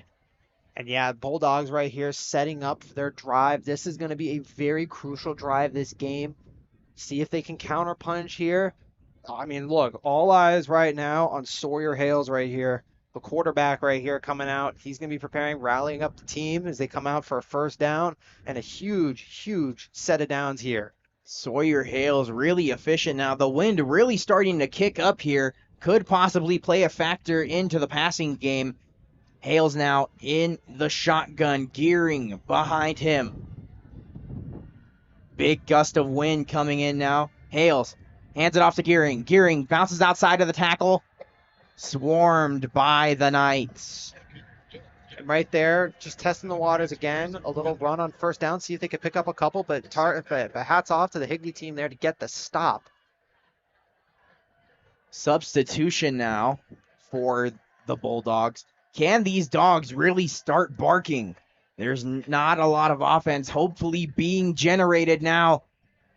Hales in the shotgun, gearing to his right. He has a receiver to his left, motioning Chapman. Hales fakes the handoff.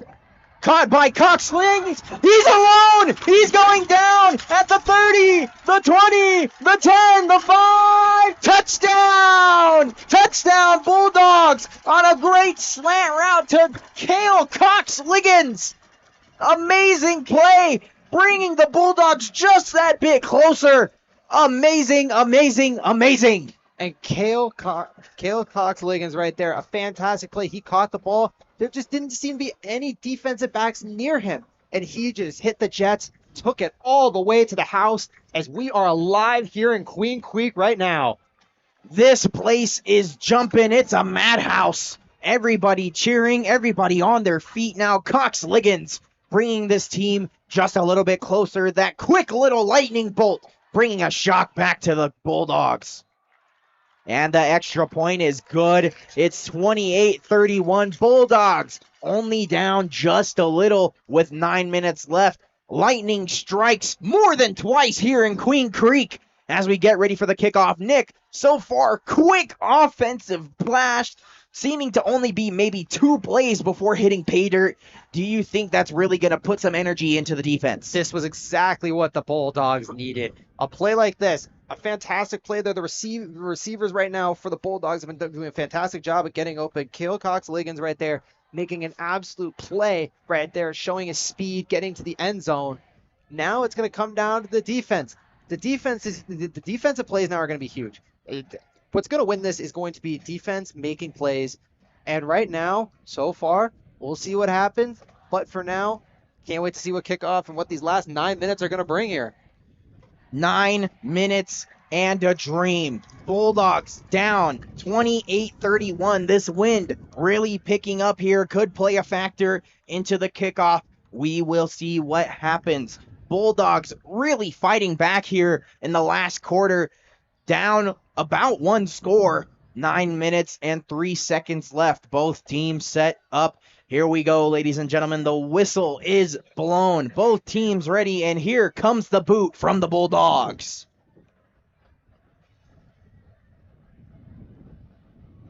Kick is away. Kick is away, received by number 3, Jordan Harris. Jordan Harris breaking a couple tackles. Harris brought down at about the 35. And that was a great play right there. Bobbled it a little bit as he caught it, but was able to really catch it and make good ground there, making the gain right there.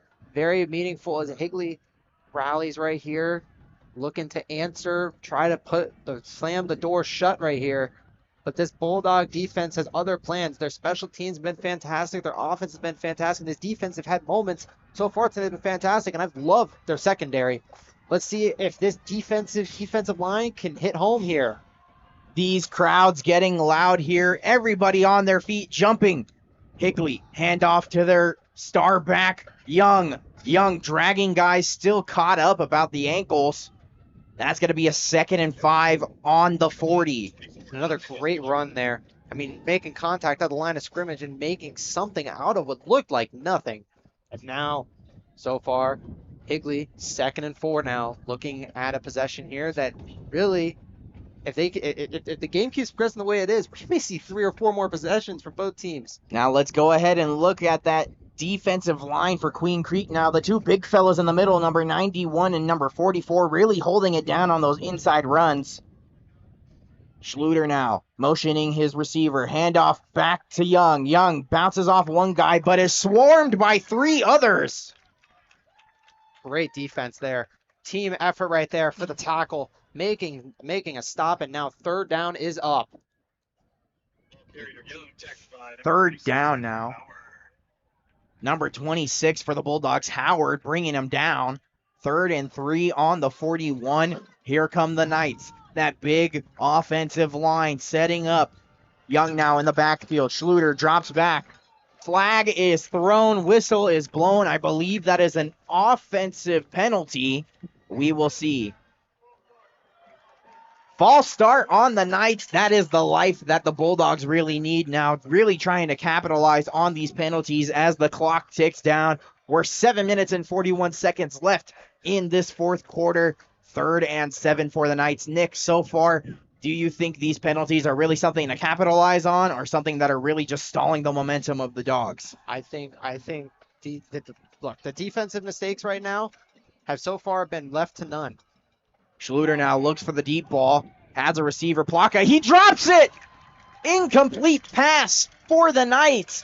Great coverage there by number 26 for the Bulldogs, Asher Howard. And Plaka there preparing for a hit there that just never came. Kind of caught it and just kind of kept his eye off it there. And it ends up being a 4th down and 7. And this leaves a very interesting situation now here for the Knights. You could go for it, but you have the lead, so it looks like the punting team is on the field. 4th and 7. Here comes the special teams now. Bulldogs setting one receiver. A little bit of a missed kick. It's short now. Having a backwards roll on it. A little extra contact there. Now that's going to be set up at right around midfield. A disaster kick there if you're Higley. I mean, they had the wind with supposed to be blowing a little bit off their right and downwind, and they just seem to kind of catch under it. And now that's going to set up the Bulldogs here for a 1st down at around midfield and an opportunity to take the lead. Now, Nick, as a kicker, using the wind is one of your biggest strengths. However, this wind is blowing against the kick, probably leading to such a short little kick now, or really going in, I would say, a southeastern or southwestern direction. Should have possibly helped, but it seemed to cause a detriment to the kick. Yeah, and that kick there, I mean, like, it's going to go left. And look, I mean, it just depends on what type of spin you put on the ball. When you kick a ball that high, though, with this wind, it can be disastrous. Bulldogs now motioning Chapman. Hales now keeping it himself. Looks like a gain of 2 on the play at the 50 now. Second down, Bulldogs. Second down, Bulldogs with less than 7 minutes in the game to go. 2nd and 8 on the 49 now. Bulldogs down 28-31. Can these dogs come barking? Hales now has 2 receivers to his right, 1 to his left, motioning his tight end Chapman.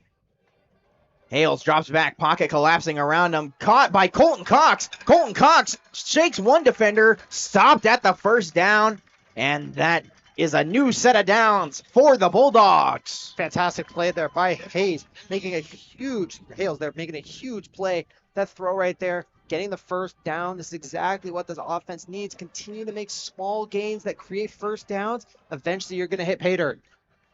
Colton Cox, the safety normally on defense, really making a lot of offensive plays here. Handoff now to Jones. Jones going to get something there. Up the gut, Jamal Jones. Jones right there. Fantastic run, getting down right there. He got a little bit more after contact, and now we're looking, he split it in 2, 2nd and 5. 2nd and 5 now for the Bulldogs at the Knights 33. Just a little more before some red zone offense. 5 minutes and 42 seconds now. Handoff to Jones. Jones makes a cut back up inside, gets tripped up, and is brought down for possibly a gain of 2. And right there, that run right there. Just a great job there by Higley's front to make a stop, but equally so, fantastic job there by Queen Creek to get something what seemed to be out of nothing. I mean, fantastic defensive effort and really pushed Queen Creek right there into a corner. Now it is 3rd and 4. Queen Creek right now getting coaching. 3rd and 4 on the 32 now. Queen Creek setting up. 2 receivers to the left for Hales. Hales in the shotgun. Jones right behind him, motioning the receiver.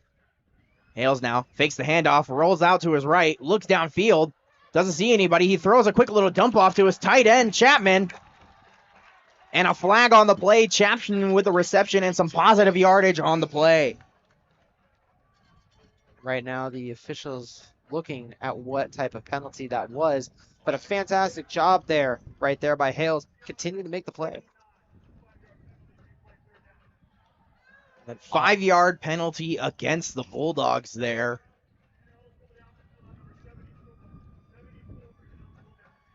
Number 74, the guard there, Jason Silverman causing the penalty. 3rd and 9 now for the Bulldogs. Let's see if they can capitalize. Bulldogs looking for the play now. Shifting at the line happening right now. Chapman to Hales' left. Jones to his left. Seeming to have 1 receiver at the top of your screen. 2 to his right. Hales now hands it off to Jones. Jones stutter stepping like Le'Veon Bell trying to find a hole there. Nothing really coming up of it. Queen Creek possibly getting a gain of 2 there. I didn't see the design of that play there, that run right there. It seemed like there was a lot of confusion there on the run. It just seemed like that there's a lot of communication there between coaching and the players. But looking at this play now, it looks to seem like they are going to be going for it on 4th down. Queen Creek going for it. An all or nothing call here. Strips left for the quarterback Hales. 2 receivers to his right now. Whistle being blown. Timeout being called by Queen Creek. It's a 4th and 7 situation on the Knights 35. This is going to be everything for this team right here. I mean, going for it here, 3 minutes, 45 seconds, there's no guarantee you're going to get the ball back. So this is a decision that if you're going to make, you're putting the game right now up into the hands of this one play. Now, from what we've seen from this defense so far, a lot of good and a lot of moments that are definitely going to need some improving on the Bulldogs. But this offense has been electric, and I can't wait to see what they do. But that run on that last play, I think, was just a culmination of just maybe some miscommunication and possibly just a great play there by the Knights. Now, the Bulldogs don't really need a score here. They're only down 3 to tie the game, to possibly send it into extras. If they do get a touchdown here, Nick, what is the defensive mindset if they score? Look, if the defensive mindset coming in after, if they do score, their main goal will just be to limit the plays that the Knights can play. Because look, so far the Knights have been able to beat them on both the pass and the run. They've both had their moments. So you got to pick one, and you got to say that's what they're going to beat us with. Wind picking up. Can the Bulldogs use it to their advantage? Hales now in the shotgun. Colton Cox to his right. Hales dropping into the pocket. Still steady. Cox all alone. He has the catch. Stumbles. Touchdown. Touchdown. Bulldogs. Colton Cox brings the team on his back. 34-31. What a catch. That was a fantastic play there by the Bulldogs to take the lead. Huge play. 4th down, and you go for it. And they hit pay dirt with a fantastic pass there. And Sawyer Hales, so far tonight, has had an absolute fantastic night throwing the ball as they set up for a PAT to make it up by 4. Colton Cox, the class of 2028, the safety, finding an open lane on that halfback wheel route, untouched, stumbles, and gets into the end zone. And now we're looking for an extra point here from the Bulldogs to bring it to a 4-point lead. And it's good. The score now 35-31. Bulldogs on top. 3 minutes and 37 seconds left to go in the game as we get ready for kickoff. Right now, I'm thinking right now, this is going to be 3 minutes of 30 seconds of pure fight between the offensive and defensive lines. I can't wait. I want to put a focus on that battle because right now, what we're looking at is a Queen Creek offensive line that so far has looked at 4 fumble attempts, like forced fumbles, and so far I've recovered none. And that is an insane odds. And looking at this right now, there can't be any penalties that affect your team. So cutting down right now on those penalties is going to be crucial. As we get ready for these final minutes. Sorry to cut you off, Nick, there. As we get ready for these last few minutes here, we get ready to see who out of these two teams has the most fight in them. Who out of these two teams has that will to win? Who out of these two teams has that drive to go the distance? Here we go. Both teams set up now for the kickoff. Higley now. He's kicking into the wind here. Higley now set to receive. Bulldogs kicking into the wind now. Big boot, still able to get it out. Caught now by Higley. And immediately shut down on the return by number 26 for the Bulldogs, Asher Howard. And that was a fantastic stop there. Another great play by the special teams. I mean, look, kicking into the wind, you know they're going to get a return chance here. And anything can happen, especially when they have a big kick return. And they shut that down immediately as Higley's going to take the field now at around the 21-yard line. And I'm expecting to see a lot of running to Antonio Young. And especially as we get closer to that 2-minute mark, expect to see maybe a little more urgency if they have the ball, continuing to move it downfield. We're going to see a lot of mix and match here. I feel like Higley's going to be sticking to that ground and pound, possibly gaining some yards. Here we go, Schluter. Hands it off to Young. Young bounces outside, breaks a couple tackles. He's all alone, tries to stiff arm a defender, and it gets brought down at the 31, I believe, or the 36. Great handoff there and a fantastic run there again by Young, being a wrecking ball down the middle. 1st and 10 now on the 34 for the Knights, seeming to run a no-huddle offense, getting to the line as quick as they can to conserve as much clock as they can. Schluter now tries to find the pass to Plaka. Plaka bobbles it, still retains possession. Great shutdown there by the linebackers of the Bulldogs. That catch was a little bobbled. Good job making the recovery, but still fantastic hit there. And now we're moving on. And another tackle from the linebacker, Howard. He's all over the place tonight. He's moving. Here we go now. Schluter gets the call from his head coach. Schluter in the shotgun now. Young to his right. Schluter drops back. Pocket still staying heavy. Schluter throws. And the catch is made to number 16, Xavier Jackson. The Queen Creek faithful here believing that there was a flag on the play. Queen Creek still fighting. 3rd and 1 now on the 43. Schluter in the shotgun. Young to his right. He has 2 receivers to his left, 1 to his right. Schluter checking, making some calls at the line. Snaps the ball. It's a little bobbled there. Young with a handoff. Up the gut now. And that's a 1st down for the Knights. Another great play there by Young, just going right up the middle, contact, and just continue to push forward. That's going to lead to a moving the chains, 1st down. 1st and 10 for the Knights now on the 47. Schluter, low snap, looks downfield, tries to find something. Pocket hasn't collapsed on him yet. Schluter rolling down, seeming to be a holding call, but not called there. And a dropped pass by Antonio Young as a receiver there. The Creek faithful seeming to be a little upset that there was no call on that holding there by the edge rusher for Queen Creek, number 15, Geyer Latchlin. Or Latchlin Geyer, sorry. Right now the refs kind of converging. Seems to be like they're just...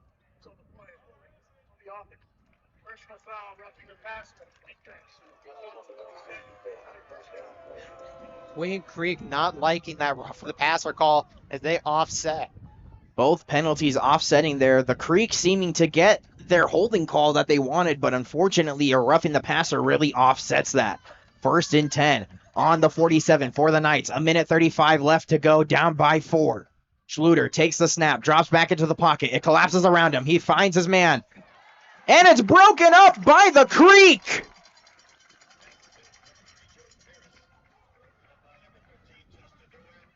Number 13, Tustin DeWitt with the pass breakup. That was a great play there by the Bulldogs to stop what could have been a big gain. And now we're looking at a 2nd and 10. They're going to have to go back up to the drawing board with 1:30 remaining. 1:30 remaining in the game.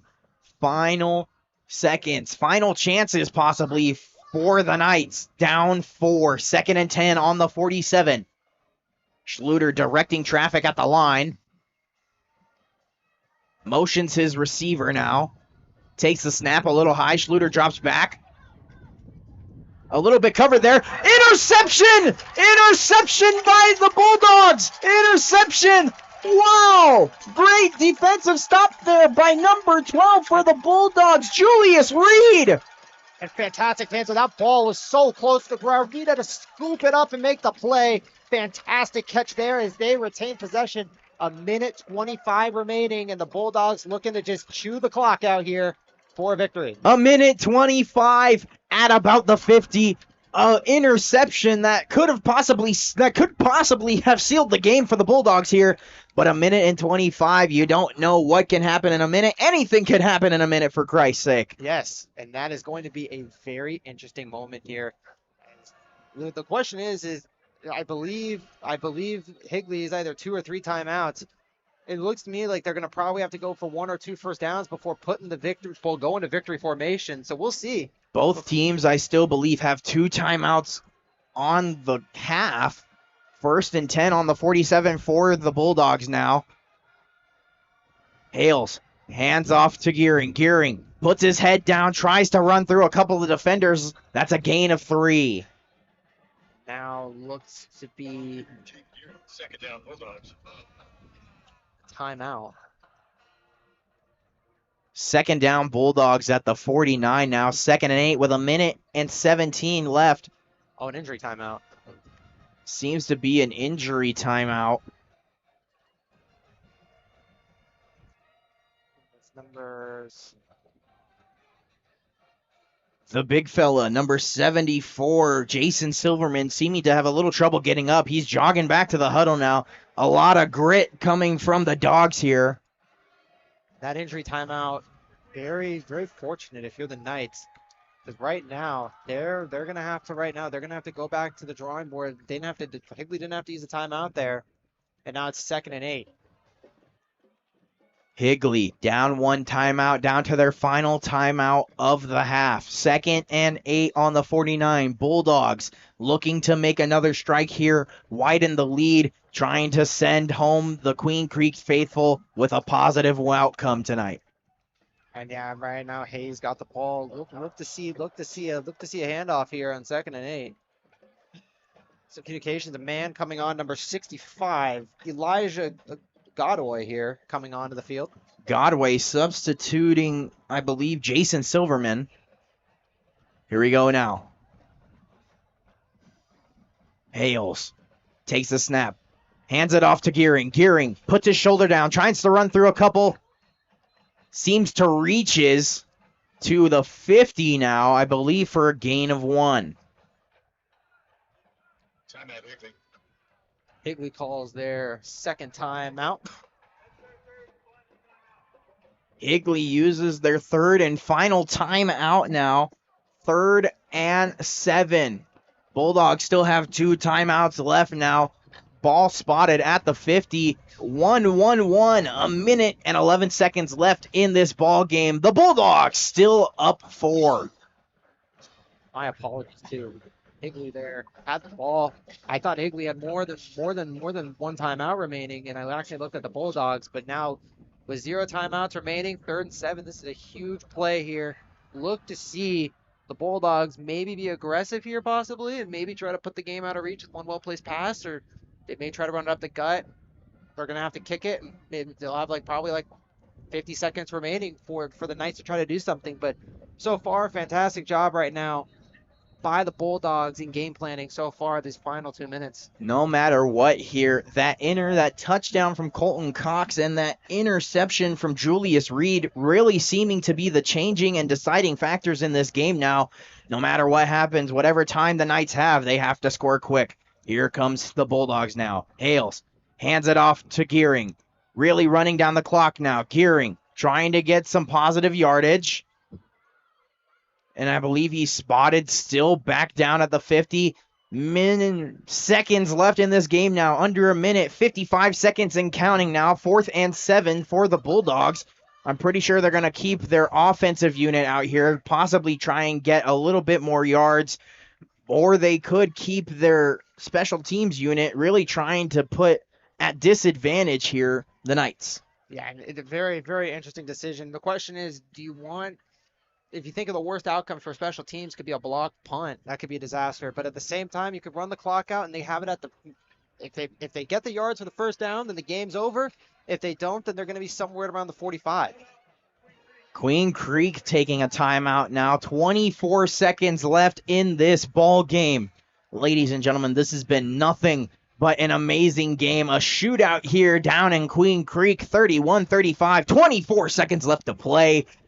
4th and 7 for the Bulldogs, assuming that they're still going to keep their offensive unit out there. Spotted at the 50. Nick, so far, as this game comes down to a close, what is it that you really liked for both teams? So far, I would say what I really liked from Higley so far is I loved Higley's mix of the pass and the run. They've had plenty of great opportunities. Both teams' offenses, I would say, have been the stars of tonight. If you look at Higley, Antonio Young would be my personal player of the game so far for the Knights, running the ball beautifully. And for Queen Creek, definitely Colton Cox. He's had a fantastic night so far. Both teams, I mean, both quarterbacks have played fantastic too. I've seen a lot of maturity from both sides. They have been making some college level reads here, checking to see if the check down man is there. And if it's not there, throwing it out, really trying to save the possession, not trying to lose yards. Honestly, both quarterbacks having extremely great reads here. Great quarterback play.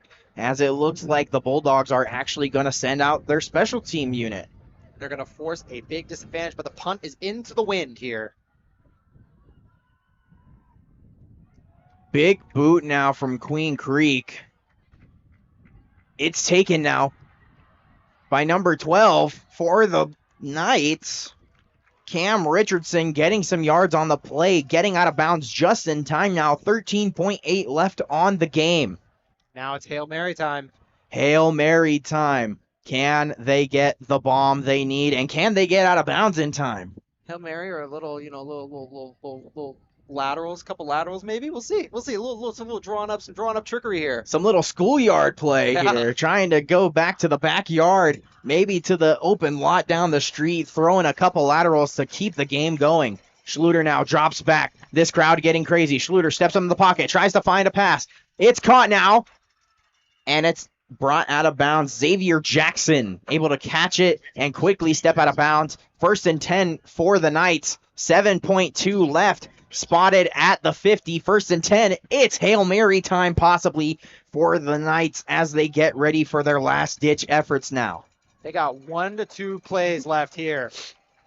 So far, fantastic game. Schluter now drops into the pocket. They're sending everybody. Deep throw. Broken up for the Bulldogs, and that's the game! Queen Creek takes it 35-31. Amazing game from the Bulldogs here. Amazing game in general. Honestly, Nick, this has been nothing but a great game to call. Nick, I am so happy that I have been up here in this booth with you, and honestly, I'm very happy that we've had this opportunity from Varsity Sports. Yeah, same here. Fantastic game, both sides. Having a great person to work with play-by-play. It's been absolutely fantastic tonight. Thank goodness the storm didn't hit us. But so far, both teams have a lot to go home and be happy about. Queen Creek with the victory tonight. Higley a little disappointed, but we're going to look later on in the year. These two teams may face off at some point in the future. It was a fantastic game, and can't wait to see what the rest of the season brings for both these teams. Queen Creek bringing their first game at home and their first game of the season with a 35-31 win as we get ready to get out of here. Thank you, ladies and gentlemen, and Varsity Sports Show fans. My name is Aiden Vasquez, and to my left, as always, is Nicholas Kittleston. We will see you next week.